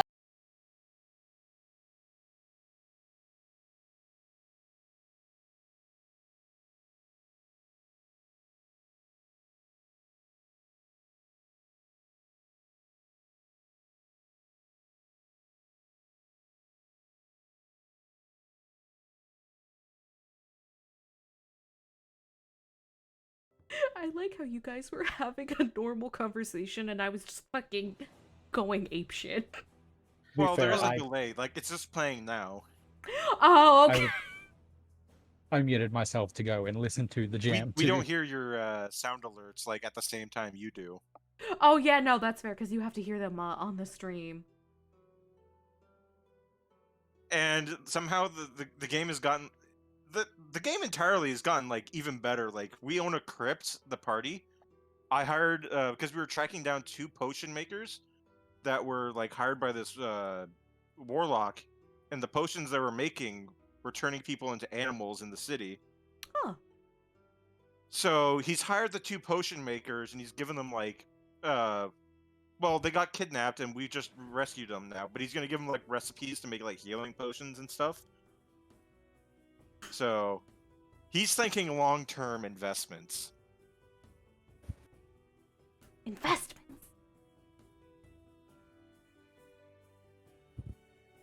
I think of some other memorable character creations that have come up because Unfortunately, I rarely actually play in games. I just run them all. The forever DM. Right. The forever GM. I just remembered another World of Darkness character I made. I was actually kicked out of one game I was going to play in because I have a strong personality. You know, real dick move by that GM. I remember what that happened, and we were all just like, Nani, the fuck?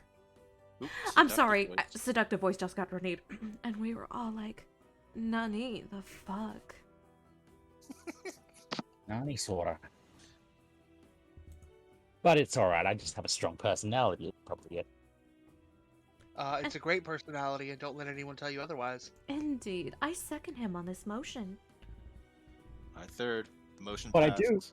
I do remember that character a lot. It's not a wacky character, kind of. Grab his stick and twist It was it! going to be an Eclipse cast Solar Exalted. And his thing was that he was basically from an island nation that was at war with oceanic bearfolk.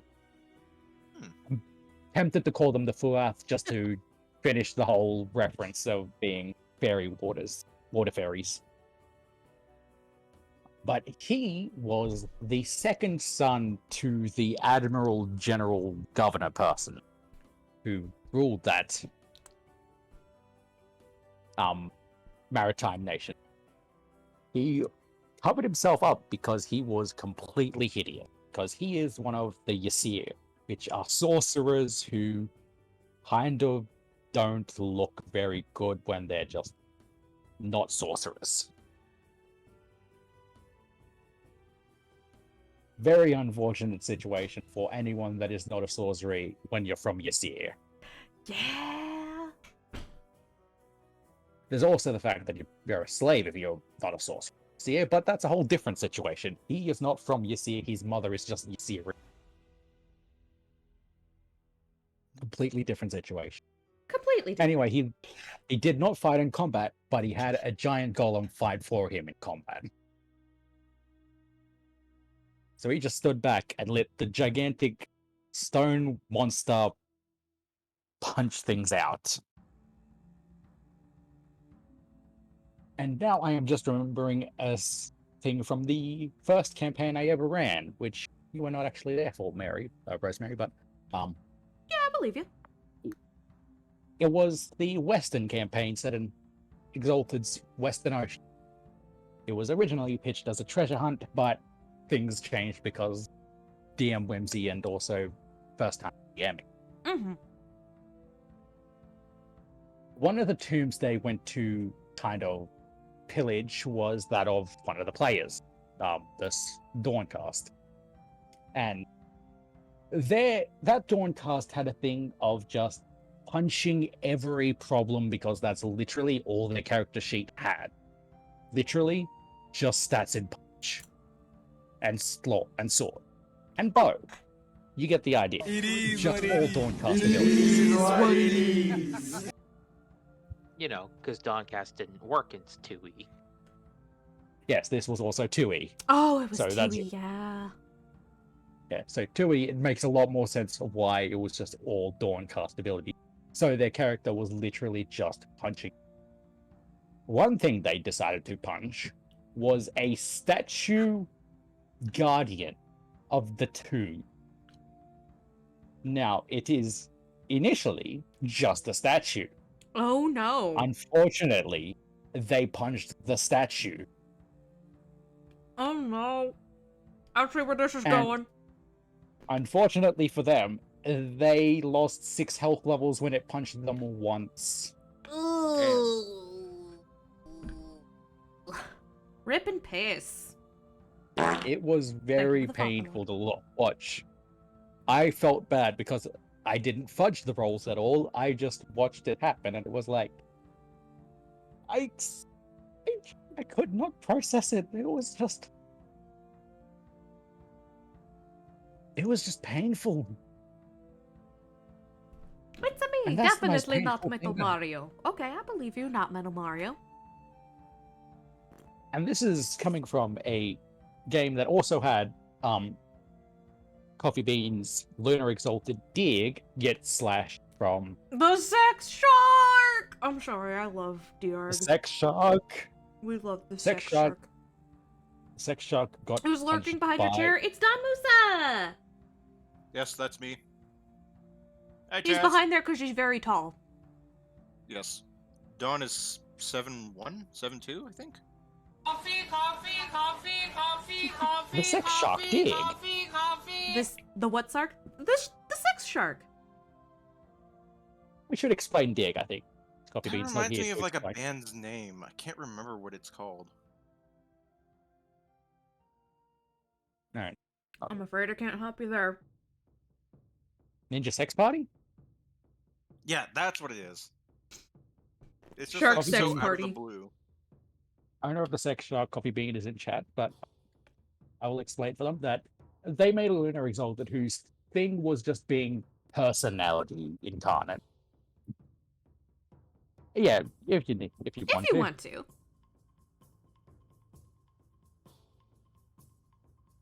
We may see a coffee bean here. Hello.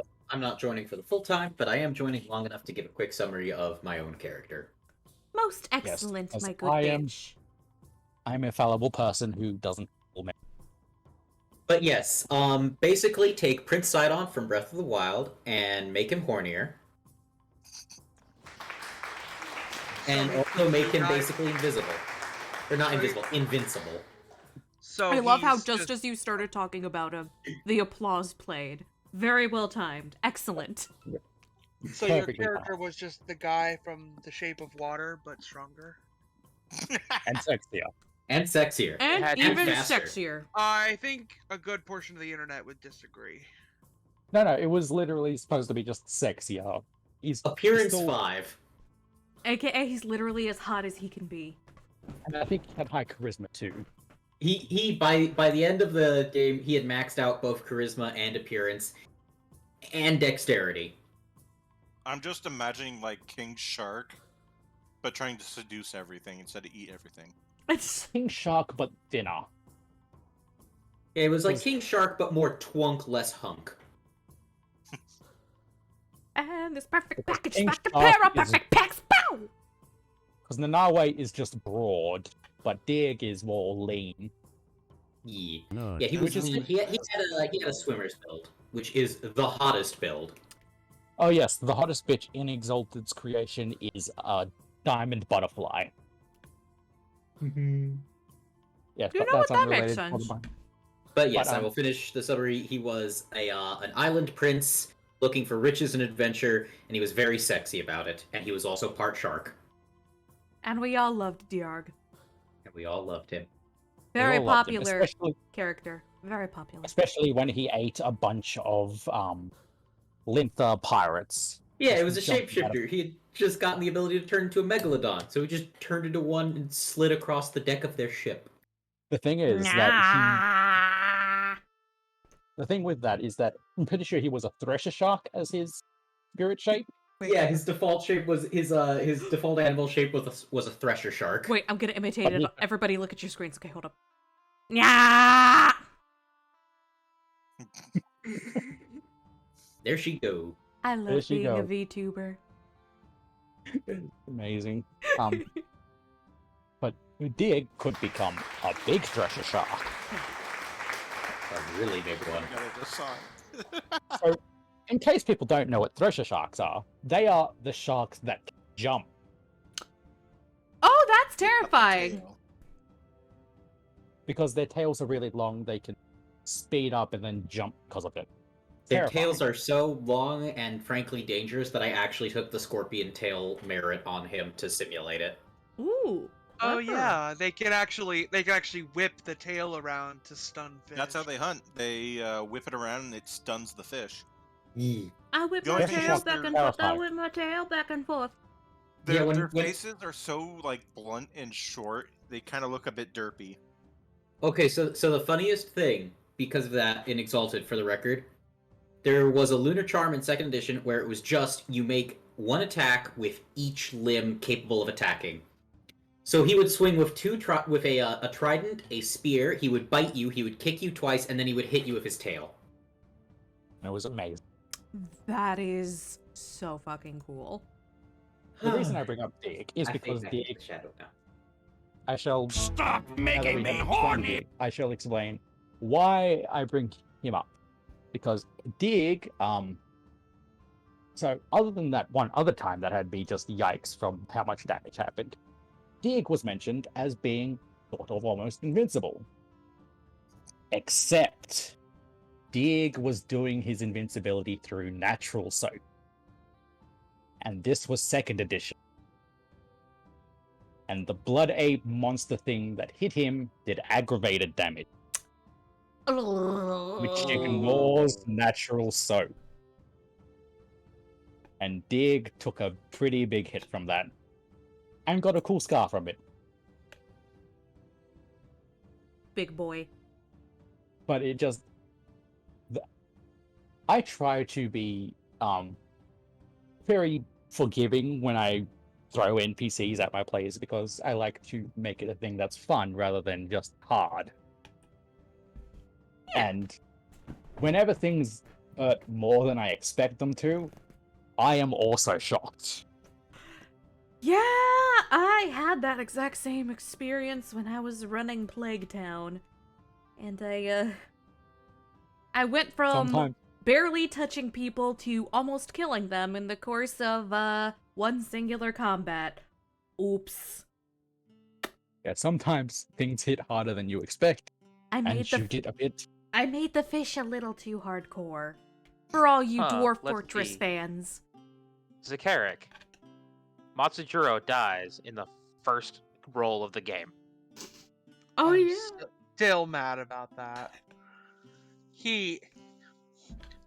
Okay, so one of my L5R characters, his name is Matsujiro, and he's a Lion Clan, and our most recent L5R game, he should have gone down in the first combat.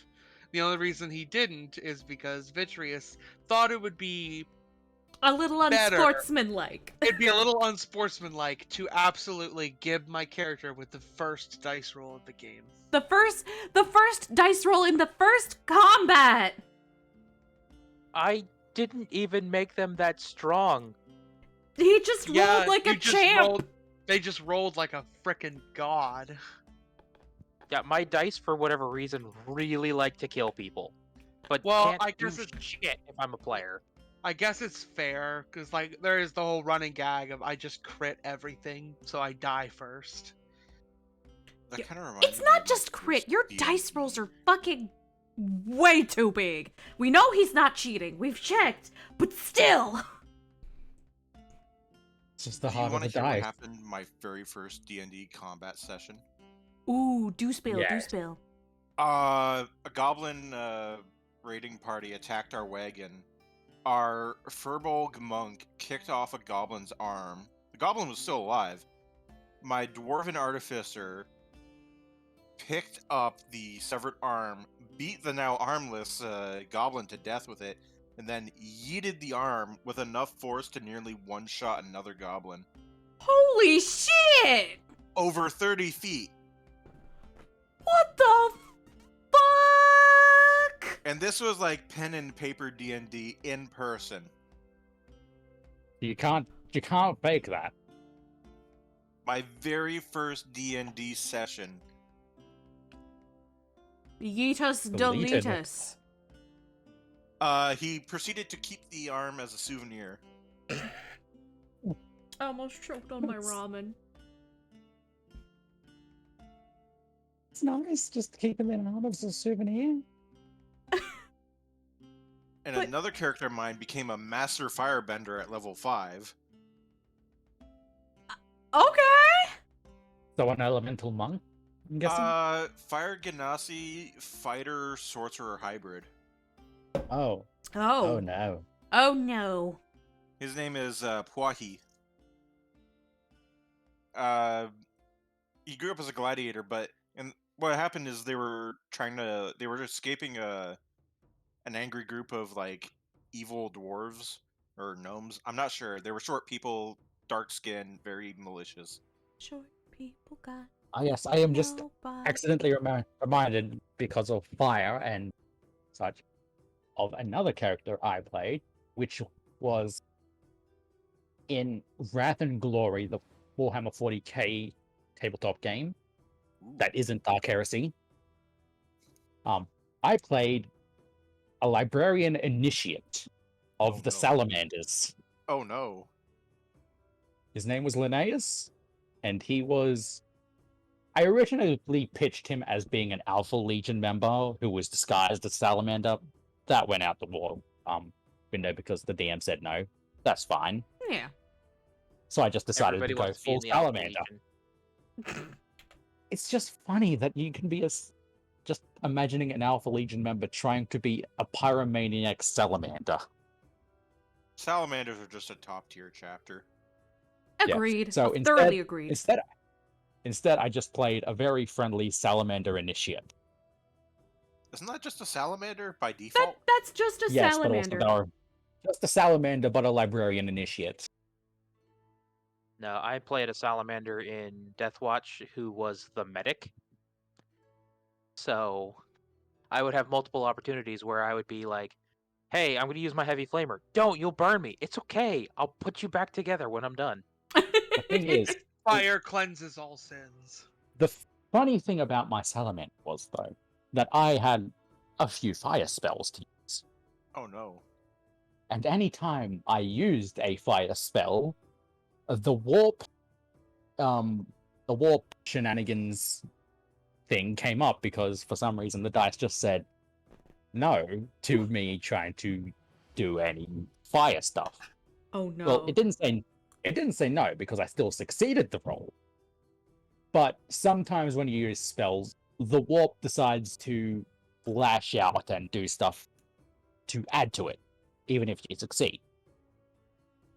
Whenever I used a fire spell, the warp chose the perils rolls ended up with anything that was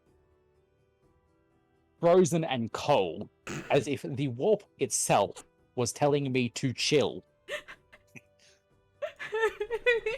When even the warp is telling you to stop using fire. It's okay. Napalm is a natural antiseptic. I mean, it is. You're not wrong. That's what's amazing. Listen, it's my not medic natural, brought though. I bought a ship-destroying bomb on a run one time, and everybody's like, why the fuck do you have that? Do you even have demolitions? Yes. But you're a medic. Yes. Yeah, that makes sense to me. Another Wrath and Glory character I had an idea was a Necron lord, but he was one of the sapient person-like. His character was tied to one of Crimson Office Lady, who was basically his advisor, but technically she was more in charge than him because she was the brains of the two. They were definitely not married, I swear. Absolutely not. Nope, I believe you 100%. Yeah, the Lord was still wiping the sleep out of his eyes. Meanwhile, his advisor slash tech creator has been awake all this time, and she has all the knowledge. But they're definitely not married, I swear. Absolutely not, no. Ignore the wings. Ignore the wedding rings. Those aren't wedding rings. Those are, augments. Yes, augments. Gifted from the Emperor. Mm-hmm. I think the lords were named, the two character Necrons were called the Dependra, which is based on an actual real-world pharaoh, because it's 40k, you're gonna do that. And the advisor was named Armanet, which is an Egyptian god instead. Because I'm a nerd who likes referencing things and character names. God, Pharaoh. I mean, is there really a difference? Not in Egypt, no. Exactly. Setependra means I need to actually look that one up because it's a reference to Ramesses II, just as a side note, because Egyptian pharaohs have a buttload of names. Mm-hmm. To be fair, Uh, Vitreous, any character is a god if you have a complex. And we all know Necrons do. Tetrapendra means chosen of Ra. Does that mean that Jeff Bezos is a god since he has several? Stop. I will kill you and eat you. Not in a yes. sexy way. Amunet the Advisor was also into the study of squishies. Squishies? Like the little things you squish for stress relief? No, squishies as in anything with flesh. Oh, I like had a It's completely more like different... the robot calling people meat bags kind of way. Oh, yeah! That makes sense. Yeah. Declaration. You are now known as a squishy. Squishy is what HK47 just calls anything that doesn't have the durability to last one blaster bolt.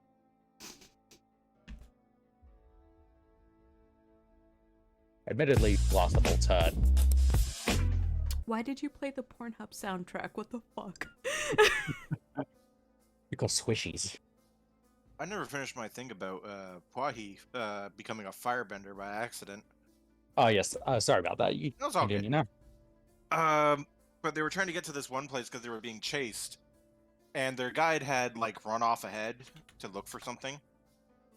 So they show up to like this village on the cliffs that's being attacked by this giant, like this thing's like the size of a C-130, flaming spirit bird that's kind of setting everything on fire.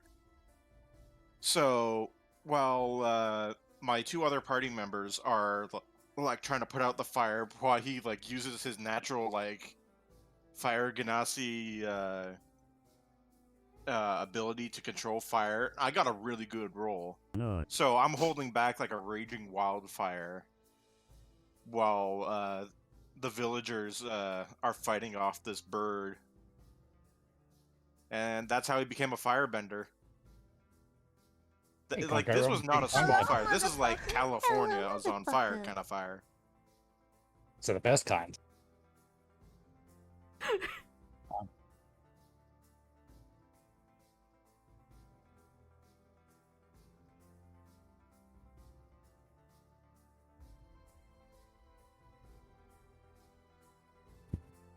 Holy shit. Run! She's a ghost and a bitch! What the fuck are y'all on in the chat? Y'all are picking the weirdest fucking audio alerts. She's a ghost. Well, I have the resistant urge to go on so many tangents because I have too much knowledge and talk too much. I mean, good news is that I'll be doing a lot of these episodes, so you have lots of chances to talk about those tangents in the future. Yes, especially I also have time to talk about tangents when I start actually streaming. Yes. Because no one can tell me what to do on my own stream. Exactly. Nobody can stop you. The best part is you do this on my off day, so I'll always be free. Hell yeah. Thank you for the thought, my lord. I love the accent you do for that. I don't know why. I just started. It's like, what do I do to Your dick's respond to a... small. No, your dick's small. Fuck you. I just started... It's like, how do I respond to a random fart? Thank you. Your dick's small. What is it? Whenever I Your dick's hear a fart small. in real life, like if they're a friend, I'll just rate it from like a 1 to 10. That's what I do with burps. I rate people's burps. Oh, I on- do that with burps too. Yeah, I should start rating burps as well.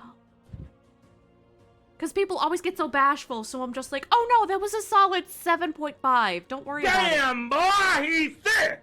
Yeah, some burps are real. And that gets rid of the awkwardness because they're laughing at my stupidity. It's like, it You gotta worked! get a nice It worked! bassy burp. Like this has to come from the gut. Mm-hmm.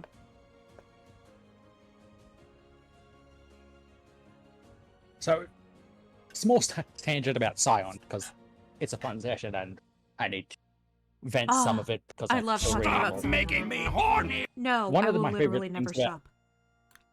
One of my favorite things about Scion 2nd edition, which I don't know if it's been brought up or not, is the fact that there is no masquerade in Scion Second Edition base. Oh yeah, no. Everybody knows. The gods. Everyone knows about magic. Everyone knows about the gods fully. But my favorite thing about stuff related to that is that old world religions never went away. There's no neo-pagan revivals or anything. Just people have always worshipped the Olympians or the Celtic gods and the Norse gods. Those religions just always been there. So it results in this world where the entirety of the world has a lot more religion present. And it's just natural religion stuff. Yeah, no, that sounds about right for Scion. Alright, one of Crimson Office Lady characters is Ava Rouge of Hovra, who is a French blacksmith scion who is basically either the daughter or reincarnation of an ancient Gaulish god. Because the Gaulish gods... That is a name. That is a beautiful name. Ava Rouge of Hovra? Yes. Yes. It is one of my favorite names. How did you learn to pronounce that? I studied French when I was in high school. Ah, shit. Fuck. Anyway, continue. Yeah. The Gaulish French gods, I'm going to call them the French gods, they were wiped out by the Roman gods back in the zeros BC AD. Yet another reason that I'm mad at the Romans. But continue. Always be mad at the Romans. Especially Caesar. Always be mad at Caesar. Yeah, you can't even escape. Every time you try to leave, the road just does a U-turn and leads you right back. Yeah, all roads have this weird fucking temporal anomaly. See, you joke about that, but in Scion, that would probably be a legitimate thing. It probably would be, yeah. Yeah, all the old Roman roads. Had ideas. All the old Roman roads just loop around to the other side. Rome is the true Colossus of roads. God fucking damn it, Vit! Boo! Yay, but also boo! Bad puns on stream are my thing. So yeah, Ava Rouge just has like her own personal god realm, even though she's just a mini scion. She's not a mini scion, she's just a normal scion, but in Scion, you don't usually get your own god realm until you're a demigod. Or an actual god. Mm-hmm. But the French scions of the French pantheon just are allowed to get their own god realms by opening a nematon. And it's just an interesting mechanic for them. It's basically your own sanctum. I actually had a question about Scion. Yes? Oh, yeah, Because I've never heard of it before, but is Chernobog in there? Yes, Absolutely. he's featured in Demigod, and he is... So, let me get up the Scion Demigod. Oh, while you do that, I will manuscript. stretch and hydrate. Oh yeah, the whole Slavic Excuse me? pantheon Mommy? is Sorry, fantastic. Mommy? Because they Sorry, all have like Mommy? a duality Sorry, thing. Mommy? For Sorry. their stuff, and it's all fantastically written. Because I love the Yeah. way Chernobog is portrayed in the show American Gods. Oh yeah, do you know about his being Billabog too? Yep. Yeah, that's also featured in Scion's Demigod manuscript, where it brings up that Billagod and Chernobog might be two sides of the same coin because they're called the Bogovi, or Bogovi. I don't know how it's pronounced. Slavic, that's an area I'm rusty with. But they have a whole duality thing, so Chernobog, the black god, might be Billabog, the white god. And they are always at war with each other, but they're also maybe the same person. So it's kind of like a Sheogorath Jigalag sort of thing. Excuse me? Yeah. Excuse me? Mommy? Sorry, Mommy? That's See you, his Crimson. work's busy Mommy? piece. All right, have a Sorry. great rest of Mommy? your day, Sorry. Crimson Office Lady. Mwah. Enjoy your day. It's an office lady.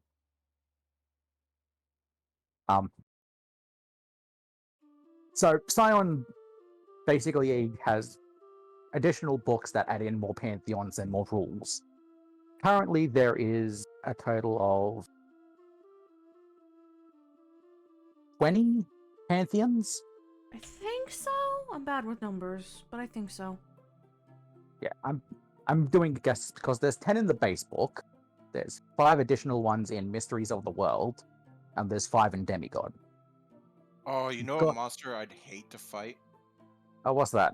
The Nuka-Lavi. Yeah, that's actually featured in one of the books too. Oh no. No. Mm-hmm. I'm Yep. Scottish. awful. I know the It's very Nuka-Lavi. awful. The Yeah, Knucklevi. yeah, the Knucklevi is terrifying. They actually have rules for playing one? What? I'm sorry, yeah. Nunny? Excuse me? Yeah, I think it's in Yeah. Origins book, maybe? Bare bone rules, but rules nonetheless. Oh yeah, it's better than no rules at all, but still. Holy fuck. Well, Yeah, I it's wouldn't imagine terrifying. it'd be too different than playing a centaur. Yeah, it's like a centaur, but you're a fairy. Fairy centaur. And you know, you still got the horse head.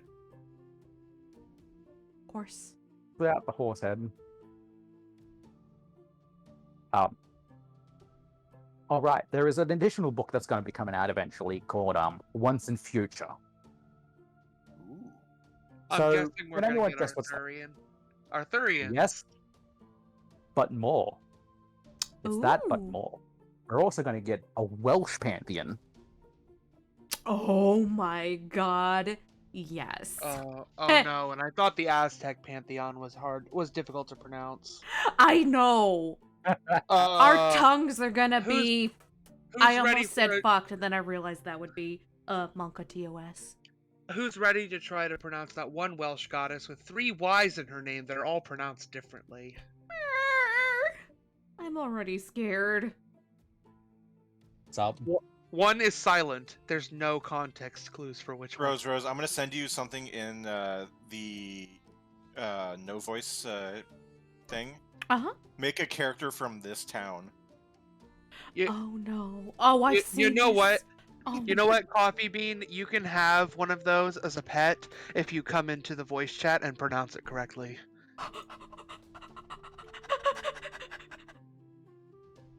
So, my brain is failing just trying to pronounce the one Coffee Bean pudding. Challenge accepted. They are the Coonanoon. Oh, that's...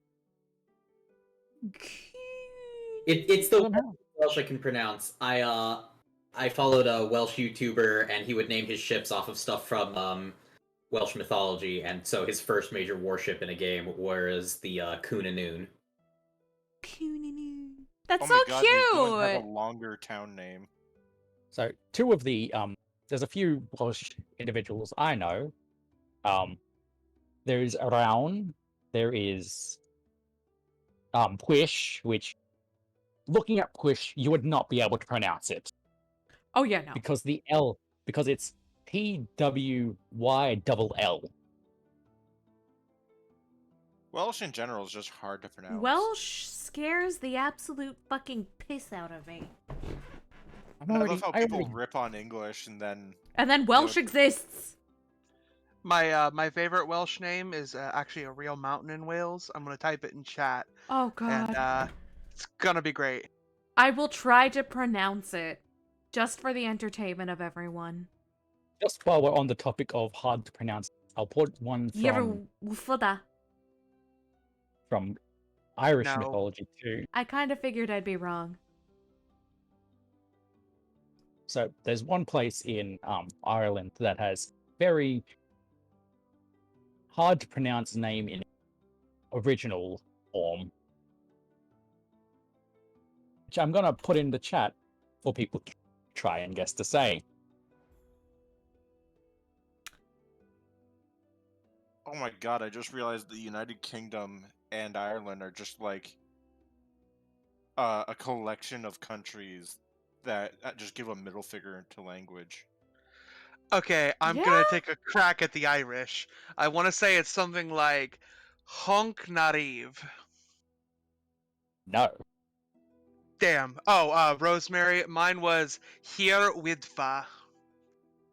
That was close. Yeah, you were close. You missed the invisible H at the beginning. The invisible H. If people get on me for course. invisible letters one more fucking time, I'm gonna start taking fingers. So the pronunciation of that word is Noknaria. The BH is a complete and utter fucking... I'm just gonna politely disagree. I don't think you can. I'm Scottish, and my family comes from Aberdeen, and this is the Gaelic pronunciation / spelling. That's Aberdeen? Yeah. Absolutely. See, Scottish Absolutely. makes That's perfect not. Aberdeen. Scottish makes perfect sense. Oh, Scott. Yo, Scots check! I'm gonna Hey, sit down here Vlad. crying from your language. Shout out to Vlad, 5 hours in the future. Hey, if you can DM me tomorrow's lottery numbers, that'd be great. I'm Australian. I'm like 24 hours in the future. And Yeah, but you never DM us the lottery numbers. Yeah, That's yeah, so what's up with selfish of that? you. It's because I don't look for the lottery. That's a youth problem. Yeah, if you're not constantly watching American lottery numbers, then that's a Listen, huge problem. listen.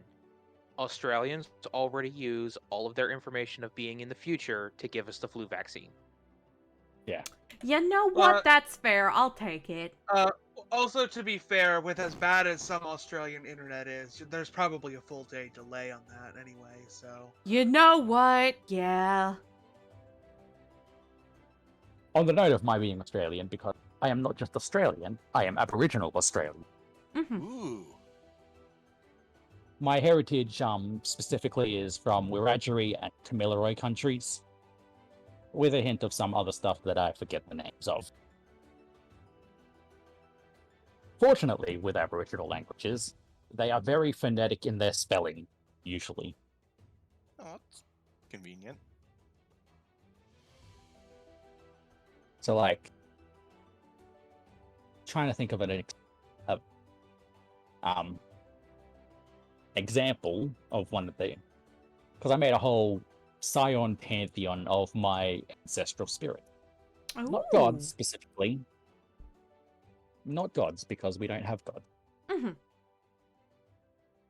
We kind of venerate our ancestors and treat them as lessons to follow. Yeah. And to honor. They can be godlike, though. Why I made a whole pantheon of them. Hold up. I will be right back. I must use the facilities.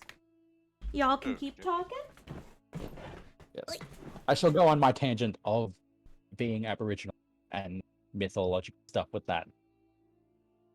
So a fun thing about Australian belief is that Australia is a big place.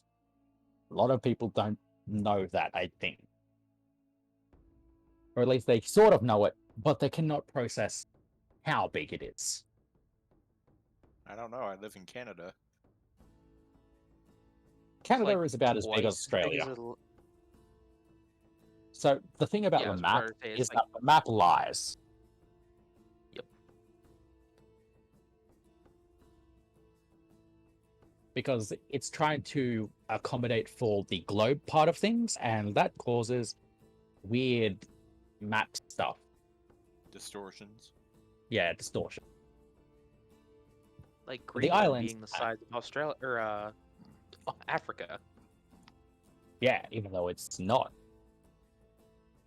And Australia, I mean, not Australia, Antarctica being about the size of Spain, I think it was.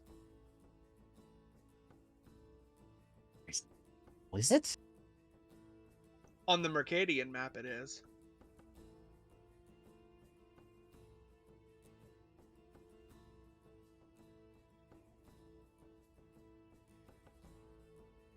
But yes, if you Google the true size of a country and put in certain country, you can hover a little outline over to other countries to see how big they are comparatively, legitimate.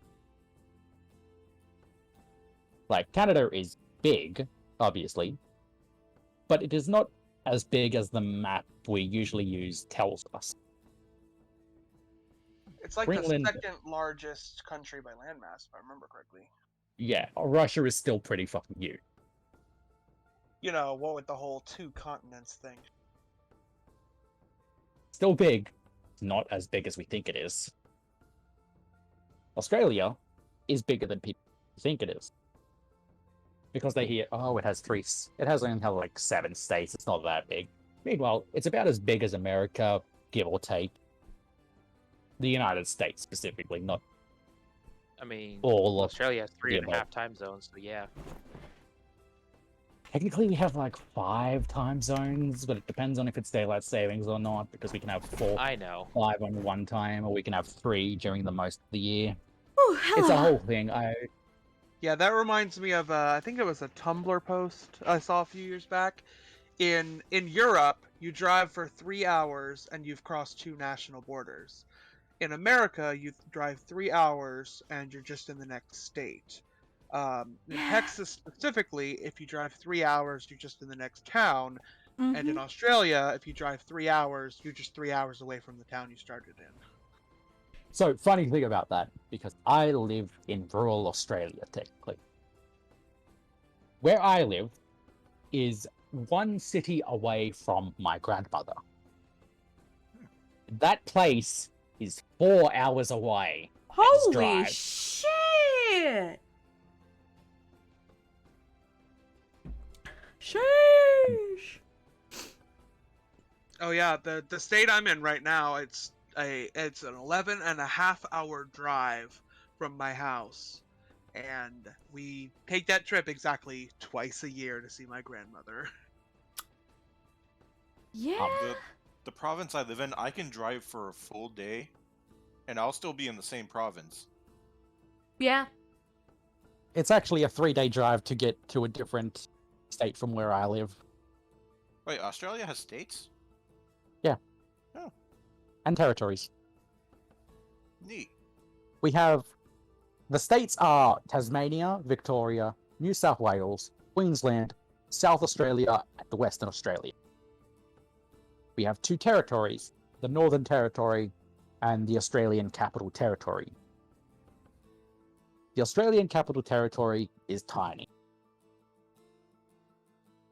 It is mostly just there to, like, not have one of the states be the capital. It's like Washington, DC, or the state. Kind of like how Vatican City is its own country.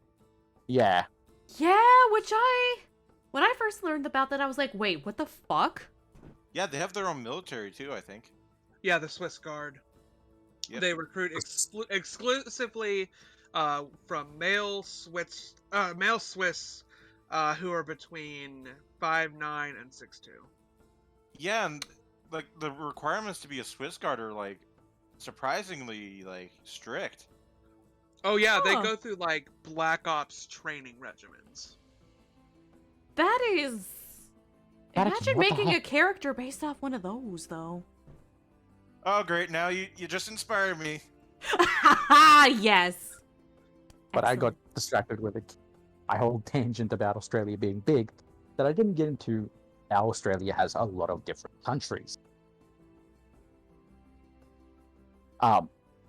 Every country in Australia, Aboriginal country in Australia, basically is roughly the size of like, trying to guess here, like, a small European nation. And they all fit into Australia. There's a lot of small European nations. Yeah. Probably more along the lines of about Belgium, I think. Yeah, I was thinking like, Slovenia, Belgium. Ukraine is actually really big, isn't it? Yeah? Of course, big is relative because America is big.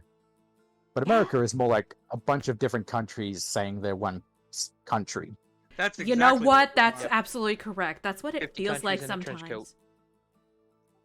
Yeah, we literally have to have a whole separate level of government just for the states to have their own diplomacy with each other.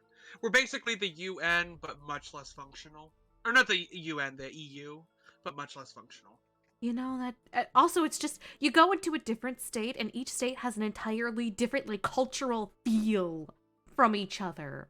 Like even states that are just like one state over will have like their own fucking slang and memes and just things you do and don't do, and what could be polite in one state is considered an insult in another. Just like going to a different Listen. country. Oh yeah, Listen. I'm You could Go go ahead. from one county into another, and it will be illegal to drink alcohol in that new county. You know what? Yeah. Yeah. Like I'm following this guy on TikTok. He's some random I think he's like at Lovecraft Mayor or something like that. Fantastic. Basically, he tells the truth about Ohio in that it is a Lovecraftian nightmare that the Raven Queen will never return to. Oh, that reminds me of how the Russian Badger, on one of his videos, he said that Ohio is just a rural, urban bar fight. Yeah, it's a rural urban bar fight in a cornfield. Yeah, that tracks. Yeah, and there's I think 5 major cities in well, I say major, but they're really tiny cities, and none of them have any culture at all. Probably has culture, because culture is a weird thing that I could go on a whole other tangent about. Culture is a weird thing. Like I have words. In the city that we live in, there was one good club, and it closed down a couple years ago, and now there's literally nothing to do in that town. I have entire tangents about stuff like culture and the English language itself, because the English language is not one language. Even ignoring the joke that it's like 5 different languages. Yeah, no, Is that a trench coat? yeah, no, I know exactly what you mean. I say this as somebody who has studied the English language extensively. It really fucking is. Even ignoring that joke of it like being 5 different languages in a trench coat. There is many different dialects of English that are so vastly different that someone speaking Australian English might have difficulty speaking Jamaican. That's Admittedly, like French and Canadian French. yes. But the French have a whole other thing about hating French. Yeah. And then you try to throw New Orleans French in there, And nobody... oh boy! Yeah, like I drove 11 hours to get to where I am right now, and we have 3 different... In that distance, there are 3 different ways to refer to carbonated soft drinks. There's pop, soda, and Coke. Coke is a catch-all term for everything. You go into a restaurant and they ask you what you want to drink, and you say Coke, and they say what kind, and then you say Mountain Dew. And if you really want to mess with someone, you say soda pop. Oh, yeah, no, we nobody's said that since the 1950s in New England. Exactly, that's why it throws people off.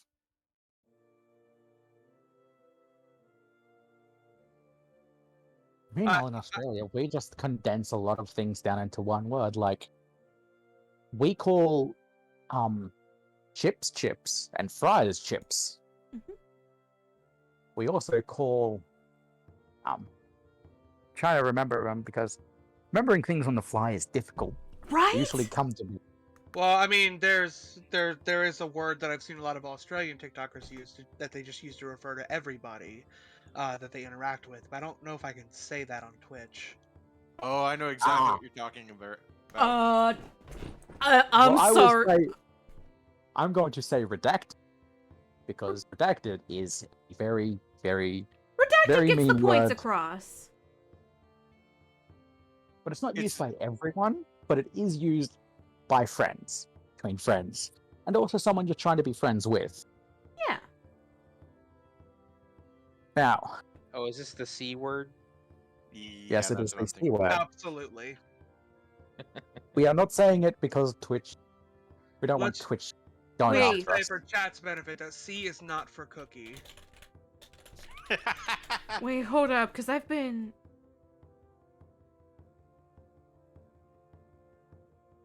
Oh, do you think it's a different word, Rosemary? Yeah, you can say let's cunt just on say- here. We can say cunt. Yeah, you can, especially me, because I have this stream marked as for mature audiences. Well, Okay, so we some, can go back to some saying curses cunt. and insults, Twitch doesn't like even then. So Oh we didn't yeah, wanna no, get there you in are trouble. there are insults. Like I still hesitate to say the S word, just because I don't know if they'll take context into account, I don't know. even in a positive way. I don't know if cunt counts as an insult though for Australians. It's just like saying It's hey buddy. complicated. It's like saying It hey is- bud. It's is very complicated.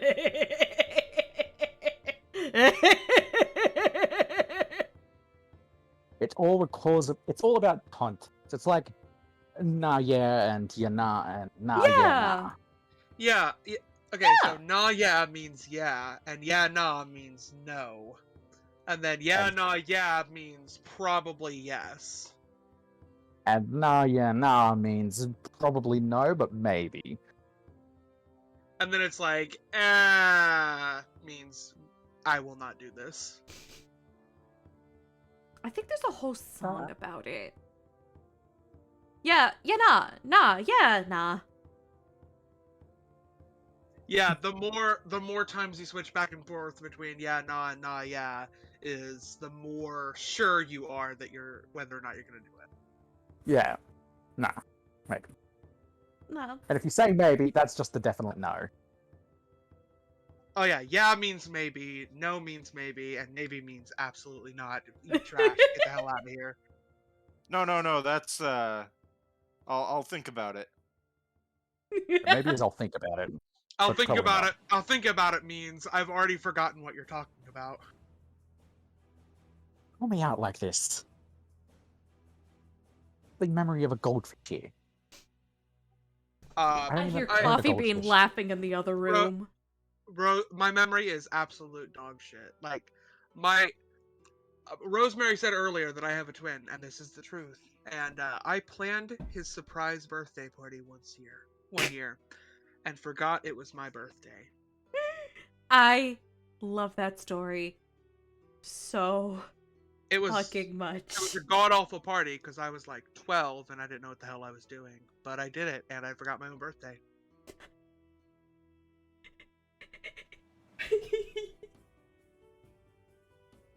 Stunned silence from the stands. I'm sorry. I'm giggling like an idiot over here.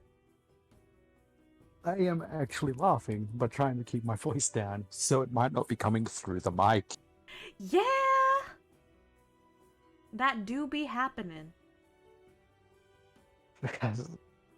Yeah. I frequently make jokes about how I forgot what I had for breakfast yesterday, but I can remember that ancient Egyptian makeup is made with a black stone called coal and malachite, both of which are toxic, which cause paleness in the skin and death, or early death, because I read a Wikipedia article about Egyptian makeup 15 years ago. That reminds me of Bitch, what the the one fuck? story. If we're on the topic of the Egypt stuff, I can barely remember my own birthday. I can barely remember my mother's birthday, even though it's one day after mine. But I can somehow remember the fact that during one fight against Set, Horus painted some cabbage and fed it to Set. I am saying tainted because somehow I do not trust that Twitch would trust the other word.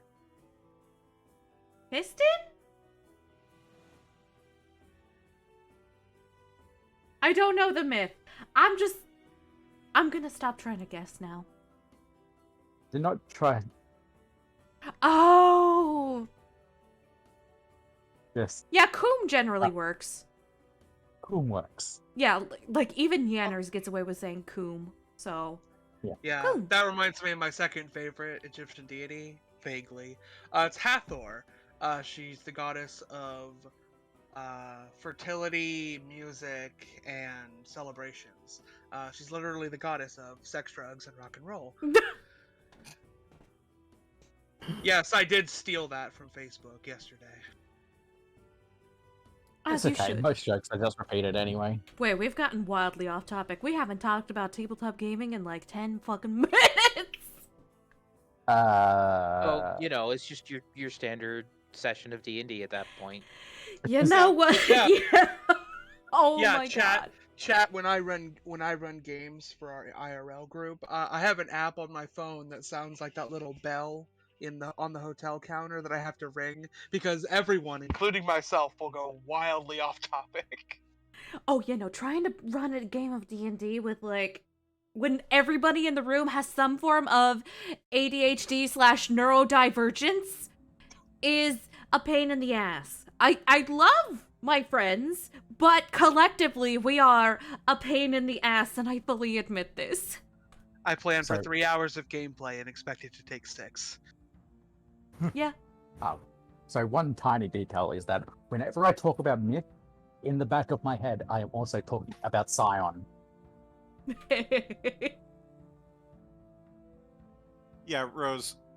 The group here is just that dancing bears gif where like the bears are really low polygons. And they're just Oh flailing. yeah! I love the dancing bears gif! And there's like "Sweet Dreams Are Made of These" in the background. Yeah,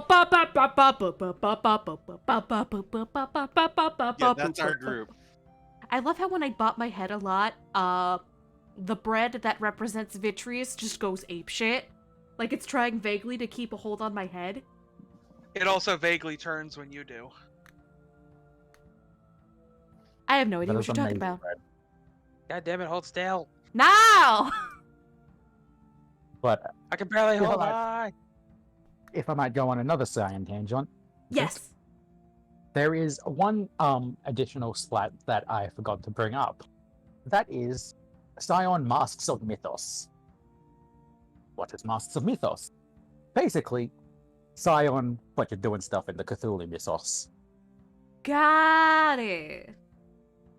And also, it actually has a whole preface at the start about how a lot of cosmic horror is intangible, interconnected with Lovecraft, and how they'll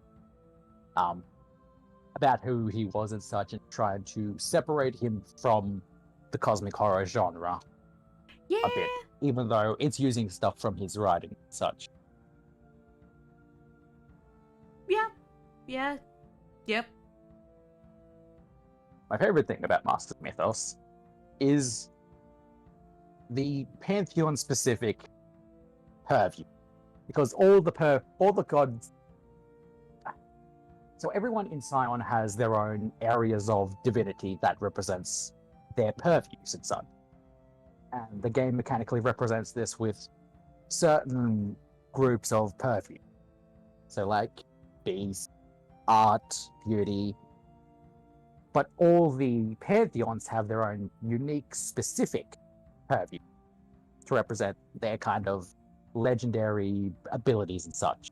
Yeah. And their cosmologies. The Mythos one is arcane calculus. Literally just magic math. Or just math, really. The most Because what is magical thing in the universe. Because what is more cosmically horrifying than calculus?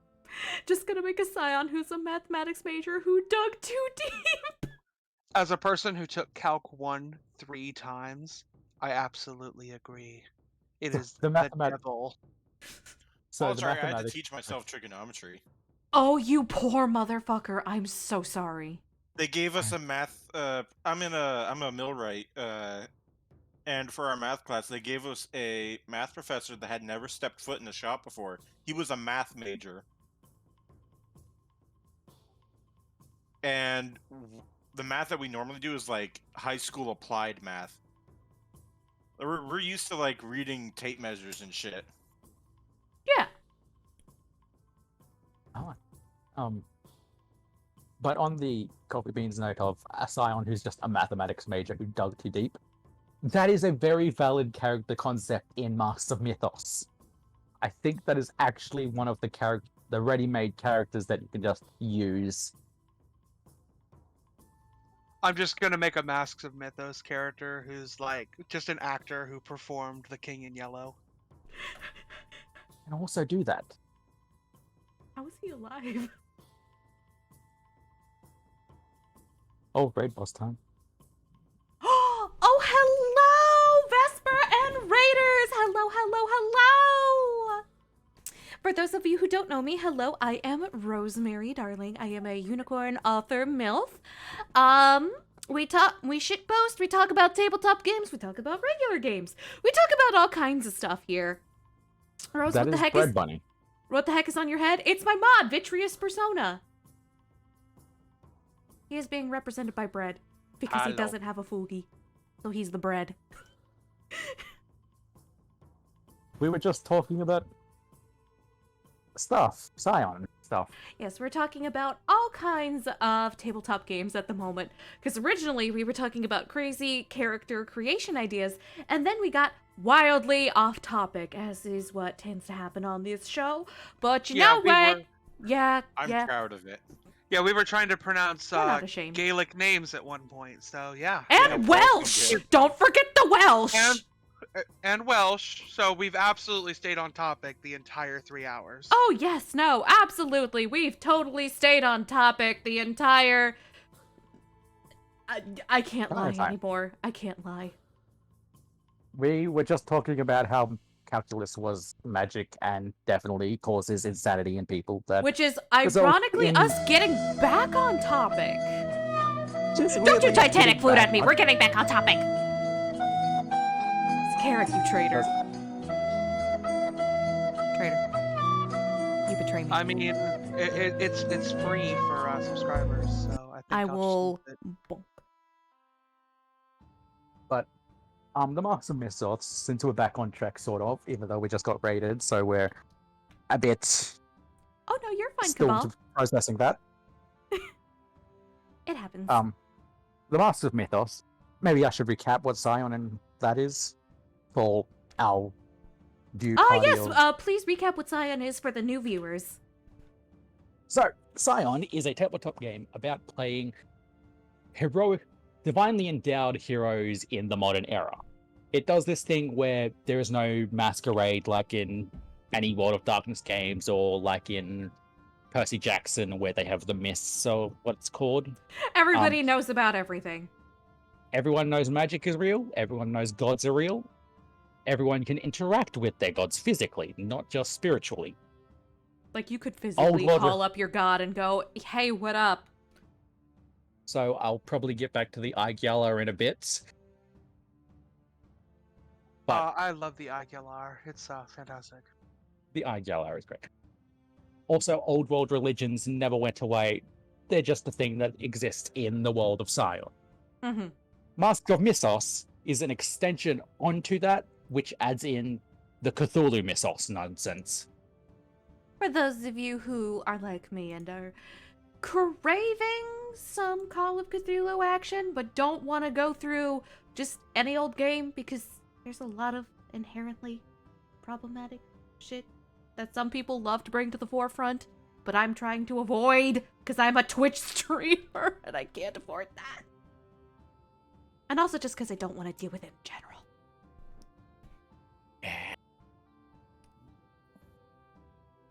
Some of the fun stuff. Master of Mythos is just you can be the hero of the King in Yellow, the champion of the King in Yellow. He specifically likes those who are artistic, morbid, or possess a flair of grim and ironic justice. Oh. Also artists, Fuck, just in that's general. me. Fuck. This is also a favorite of the Lord of the Great Abyss, who is sort of Noddins, but Master Mythos does its own thing where it's a parasitic interdimensional construct who mimics gods and feeds on the worship of those who have specific needs. Mm-hmm. It's a cosmic horror nonsense. Also, Lilith is there somehow. Somehow. We don't question it. We don't question it at all. It just works. It just works. Actually, the Lilith's segment in the Marks of Mythos specifically says the Lilith in Lovecraft story is not the one from Jewish folklore, but the writer's own version, so they're not the same at all. Yeah, no. Two people named Lilith, probably because Lilith's just It's a cool etymologically name! It is a cool name, It's and also it kind of just means owl demon. Yeah.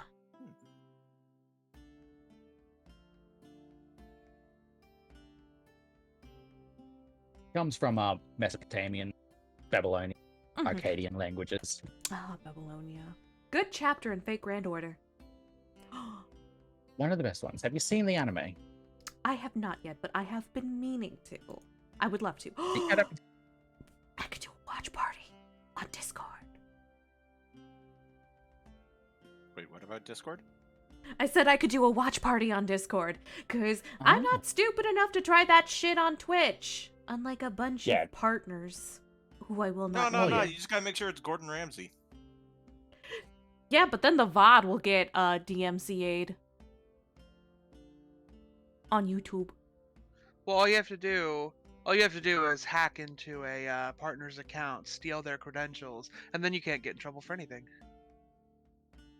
I have a few concerns.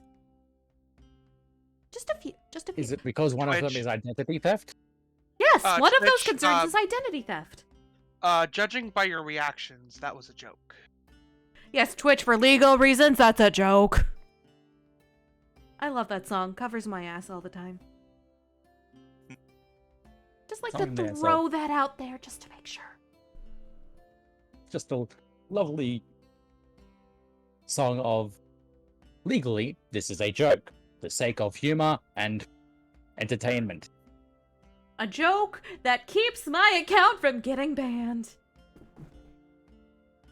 And also, I don't seriously intend on identity theft, Chef. I will smack your titties. I said chef. Rosemary is a unicorn, not a changeling. Yes, exactly. I am not one of the fair folk. Identity theft is not in my nature. I mean, no stealing names. Thinking about it, a unicorn changeling does sound fun. Oh, you're right. That would be cool. Oh yeah, apropos of nothing. I Oh never god asked. damn it! Glad somebody FBI. If Dawn, I never got your pronouns. Can I have them, please? I am a dude. He, him. Ah, thanks. Those are my pronouns now. God damn it! You just took my pronouns. Yep. Now your pronouns are... Very nonsense. Always a good joke. I love jokes about fair folk, which is probably why I love playing Changeling so much. Yep, I now have 3 copies of the he/him pronouns. You are the dude. My pronouns are he, but I'll never be him. Ouch. I love that joke.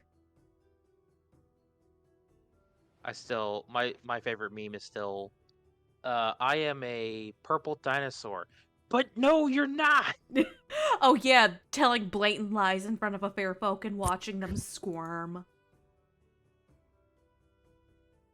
I am 7 foot tall and made of purple dinosaur material. But you're not! I am a 50-foot pink and purple platypus bear with wings. I'm a one-eyed, one purple people eater. One-eyed, one purple people eater, one-eyed, I just like openly fiddle with an iron ring. I am emotionally stable and happy every day. Aww.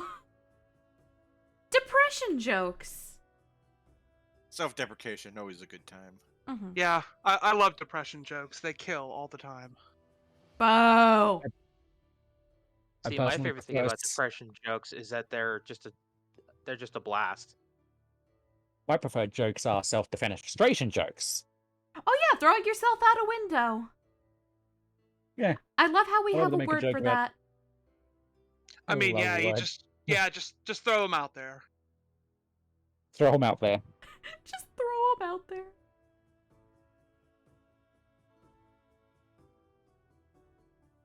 Oh my god, I have way too many random ass fucking brushes on my CSP!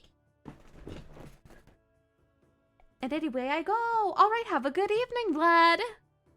I just remembered in 40k, there's a species of like sentient orangutans that can make technology that like deeply confuses and impresses tech priests. So, for the record, they are not orangutan. They just look like orangutan. They are aliens that look like orangutan. I just call it like I see it. And I thought I knew something about 40k lore before this conversation started. Now I'm even more lost than I was before! Yours, you want to make them even better? They just do this randomly. They'll just like show up. They'll like grab a guardsman's las gun, like upgrade it into like a planet-destroying weapon, and just peace out. So It the is name notoriously difficult to keep one in a single place. Yeah, The Jakara are dumb as shit about everything else, if memory serves. Oh, Yes, so kind they of do like not- most technology majors I know. Yes, they do not. I said most. They cannot speak. They don't really know how to communicate. They just know how to make technology. Weapon Technology! Oh my god. specifically. Imagine playing as one in a game, though. Yeah, There's an the Inquisitor 40K. that actually has one in his retinue. Please tell me 40k it's not lore is Draco. wild. 40k lore is fucking wild. I played Like as a very, very dumb Sister of Battle in a game once. Basically, it was a Sister of Battle who had taken one too many hits to the head in the name of the Emperor. So I was about to say, please don't tell me Jacques Draco is the one who has a Jakaro. Looking it up, Jacques Draco has at least met a Jakaro. If I ever play a 40k tabletop game, I want to play as an Ogren. Oh yeah, that's Ogren what are Coffee fun. Bean has played as one of those. And Only his War was has also rules for that. stupid as shit. We were both stupid as shit. It was great. Rose, remind me, I gotta send you some Ogren videos done by this guy who does like voiceovers. And it's like this weird friendship between a commissar and his Ogren. Oh yeah, sure. Also, Coffee Bean says, permission to come into VC to share a dumb pun from my favorite 40k character I've ever played? Of course, sweetie. Here comes the boy. Hello. So, Hello. yeah, I was playing Ogren. Specifically, he was, basically a riot cop. He was part of the Arbites. Whenever you'd ask him about it, he's like, yeah, I'm part of the Arbites. Aren't you pronouncing that wrong? No, see, Arbites people up. I love that pun. It's so funny. Boo. You've made worse puns, Zakaric. I don't want to fucking hear it. Well, no, the boo is how you know it's good. Oh, It's yeah, true. that's true. I have done the same thing myself. Oh, thank you for the stretch redeem. Yes, he and Iridia were about as smart as each other. Donk was a particularly clever Ogren. That doesn't bode well for Iridia. Coffee. Was he a bonehead? Coffee. I don't think Absolutely. he actually had bonehead. He was smart, but he wasn't like cybernetically enhanced smart. He could count to 5, not 10. Okay. So he's already above the margin. Oh yeah, no, it's like he's smart for an Ogren. He is smarter Smart- than your average bear. Smart for an ogren doesn't mean much, but it means smarter than an ogren. Exactly. He's like those bears that make it impossible to make bear-proof trash cans. Yeah! Smarter. Oh, you mean like those Russian bears that are getting high off of jet fuel? Yeah. Where it's like it's the park ranger problem of like there's a lot of overlap between the smartest bear and the dumbest tourist, yeah. And So- those bears are now like following behind helicopters, hoping they'll have a fuel leak. Oh, I'm scared for Russian bears. Note to self, don't go to Russia. Ever. The park rangers I need are to having the do- problem of they can either completely cut them off and have to deal with bears in withdrawal, or letting them keep getting high, because they'll huff jet fuel until they knock themselves out. To be fair, on the note of animals being smart, I genuinely think sheepdogs are smarter than me. They probably are. Sheepdogs? Sheepdogs. Don't you know what a sheepdog is? Oh, sheepdog! I thought you said sheepdog, and I'm like, what defines a cheap dog? Well, a sheepdog is one you get for free because people don't have the space in their house to have many dogs living there. Yeah, it's like an up dog. I'm not falling for that. But also, my accent causes some words and sounds to get mixed together. Yeah, it happens. Yeah, I that's called apologize. having any accent. All that changes is which sounds get mixed together. Yeah, Yes, know for what? me, That's it's- true. For me, it is mostly my sh sounds, and my T sound. Which Also, I gotta sound make like- I gotta make one linguistic statement real quick. What's Whoever that? you are, wherever you are, you have an accent. There's such a thing as an American accent too, and that doesn't mean you're pronouncing things wrong. That means you're pronouncing things with an accent. Mm-hmm. Oh, I hate that. I'd I say hate there's that more so like much. 100 American accents. Well, yeah, but you get my picture. It's just like, listen, there's a point where you gotta go, you wouldn't give someone shit about mispronouncing a word in a different language if that different language was English. So why are you giving them shit about mispronouncing a word in a different language if that language is Chinese? Yeah. Sorry, it's a sticking point with me where I'm like, you gotta accept that an accent is an accent. Yeah, makes me me and think, Coffee what Bean does have English sound like both without an had accent? encounters. There is not only accents, but also various dialects. Yeah. I am Australian. I am also black. I'm a black Australian. This causes certain issues in language. Yeah. Issues. You would not believe the kind of shit I get for my accent in Australia. Yeah, I can believe it. In Australia. But alright, sheepdog. Sheepdogs are really smart, probably smarter than me. Especially collies. I love collie dogs. They're so cute. Ooh, that should be my next dog character after Perry.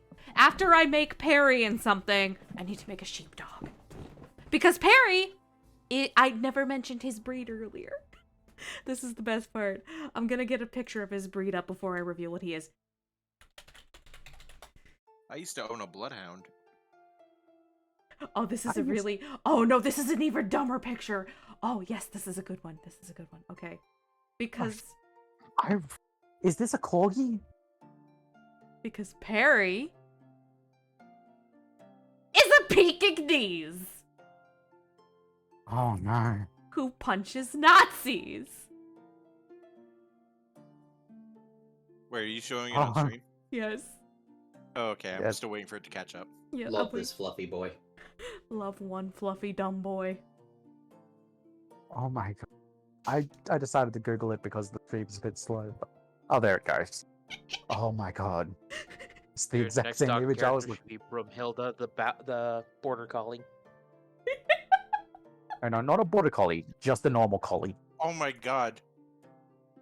It looks like a loaf of bread. It looks like a tissue box with a face. It looks like a I'm mop pretty with sure a my face. grandparents had a tissue box that looked exactly like that. They probably did! So, border collies was mentioned, but I want to make a note Googling this. that not only are there border collies, there are just normal collies. And normal collies look like they know they are better than you. And honestly, they kind of are. They're very beautiful. They're so pretty. Such pretty dogs. My uncle used to have one, and she was a very smart dog. And also better than me. Aww. Don't make me tap the sign. Not because I'm bad, just because she was that good. What a good dog. She could do it. I actually had a dog that saved some of my family members from a fire. Oh my god! As dogs do. Holy shit. As dogs As do. dogs are prone to doing. But he was also a cattle dog, as I've mentioned. Cattle dogs, sheep dogs. Smart. Very smart. Very smart. Unfortunately, my current dog has minus brain cells. Your current dog has poop brain. Oh, my last dog was exceptionally stupid. I used to say he's dumb as a bag of rocks, and that was being generous. Yeah, I've had dogs like that. He My liked to current do dog- nose painting with his own poop. You've got one of those. Your parents have one of those right now, Rosemary. Yeah, the Labrador. He is very sweet, but he is also very, very incredibly stupid. The lights empty are on. sometimes. The lights are on, but they're flickering slightly. My I'd tap dog, the bulb every once in a while. my dog eats cat poop. We have a cat too. I think that's actually just a That's dog most thing. dogs. That's most dogs. My parents have a very smart dog named George. It's a very generic name, so I don't feel The too thing bad is about that- revealing that. But even he has eaten cat poop. But the thing is that we have litter crystals for our cat. No. So he gets some of the crystals in his throat too. Oh, no. And then he throws them up later. Oh no. Fortunately, they're not too bad as to cause problems in him because they're tiny things. But The main still. issue is it makes him sick. Yeah. Like earlier this morning when he threw up on the floor when I was putting him out. He was having a whole issue. Also, honestly, him eating rats isn't a dumb dog thing. He's just a dog hunting thing. Yeah.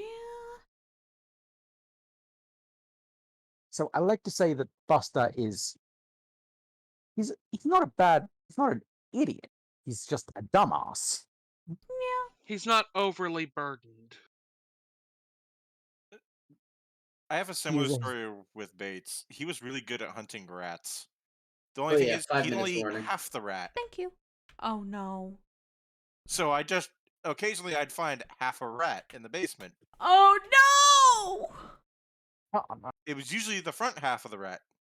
Oh no. Oh, so he'd eat the butt.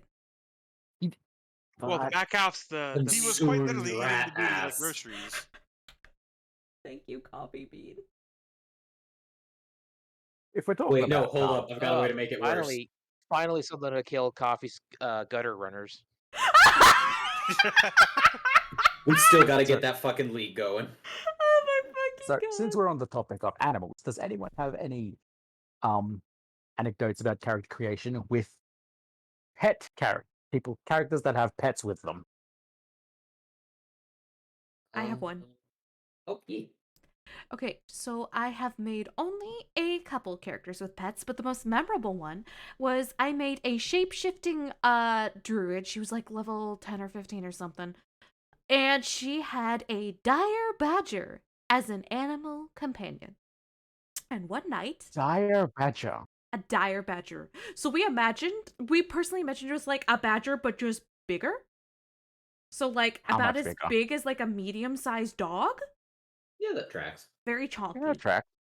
And so Vit was actually here for this.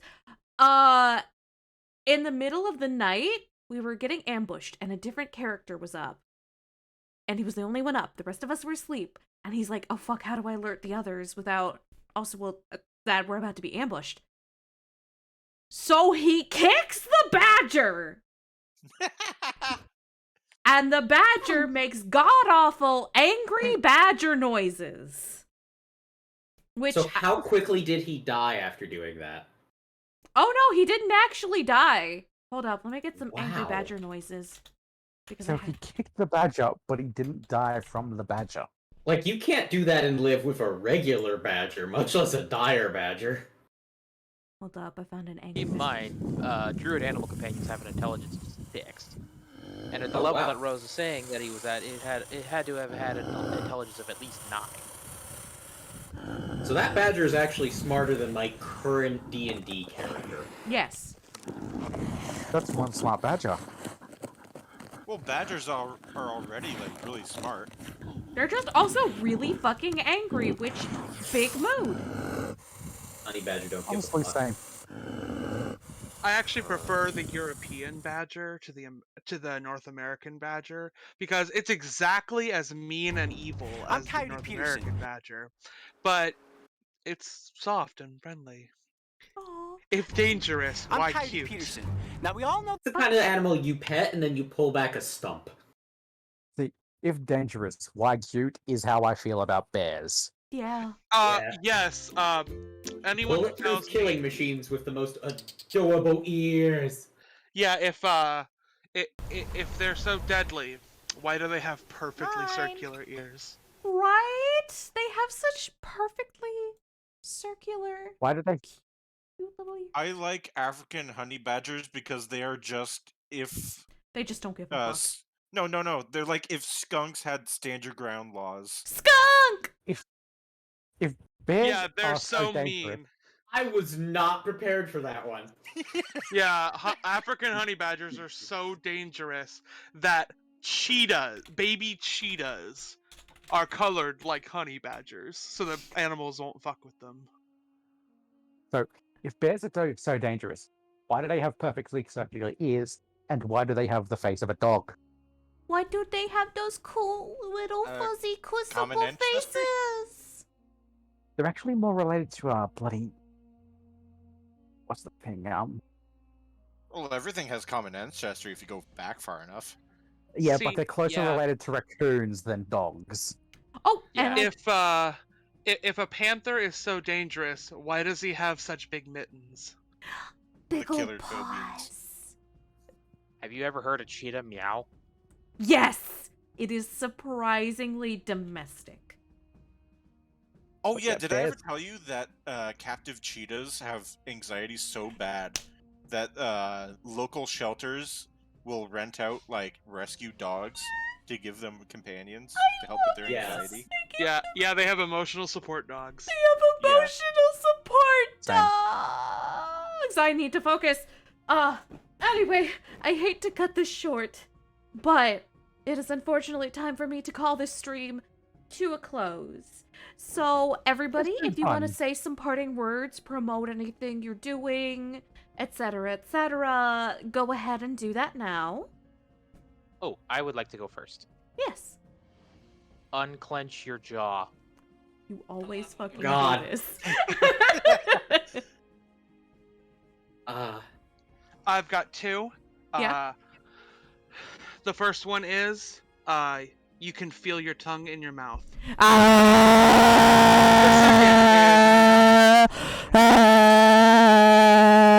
I am currently working on an application for potential DMs Oh, this to fill out to run a game. So look for that in the future. Also, to the mods that I messaged to collaborate on that, especially Rosemary, please drop your email to me so I can add you to the application. Watch it that. I forgot. Oh, right, hold on. I will go do that right now before I forget. Would make some kind of announcement, but all I've got to say is, I don't have any can really announce future streaming stuff, so please look forward to whenever that is, Yay! if it happens. I mean, Glad- I'm looking forward to your shit. I know a lot of people are. It boggles my mind. I'm going to collab with you a metric shitload when that happens. I hope you know that. I will Don't keep it in know mind. my Google account email. But yes, please look forward. Which is something you can just say about any announcement. Please look forward to things you are happy looking forward to. Mm-hmm. And I will just say, check out my SoundCloud. No. You don't have a sound. Check out my mixtape. As usual, whenever I'm on here, I'm going to plug that I'm still working on trying to put together a fucking Blood Bowl league. We will see where that goes. I'm going to lure as many people into that as I can, though. Like a witch in the woods with a candy house. Hansel and Gretel style. Mm-hmm. As for me, the 14th, Valentine's Day, I am going to be making Don Musa a Tinder profile, and we are going to stream and try to find him a match on Tinder. Aww. It's kind of like a joke thing, but I kind of want to do it. Yeah. Other than that, feel free to check me out. Mm-hmm. I have a question about that. Oh? I'm concerned because it isn't Twitch or isn't you said Tinder? the Tinder account? Yes. Doesn't that need your location posted? I have no fear of doxing myself. Anyone who knows me in Okay. real life is probably not going to try any shit. Okay, that's fair. All right, Just making sure. just be safe. I'm with very that. I'm very cognizant of all of that stuff. So. All right, that concludes the stream. Everybody, have a great rest of your evening. Grab a drink of water, grab a snack, and I will see you on Saturday. Bye bye, everybody. Bye, everybody. Cheers. And the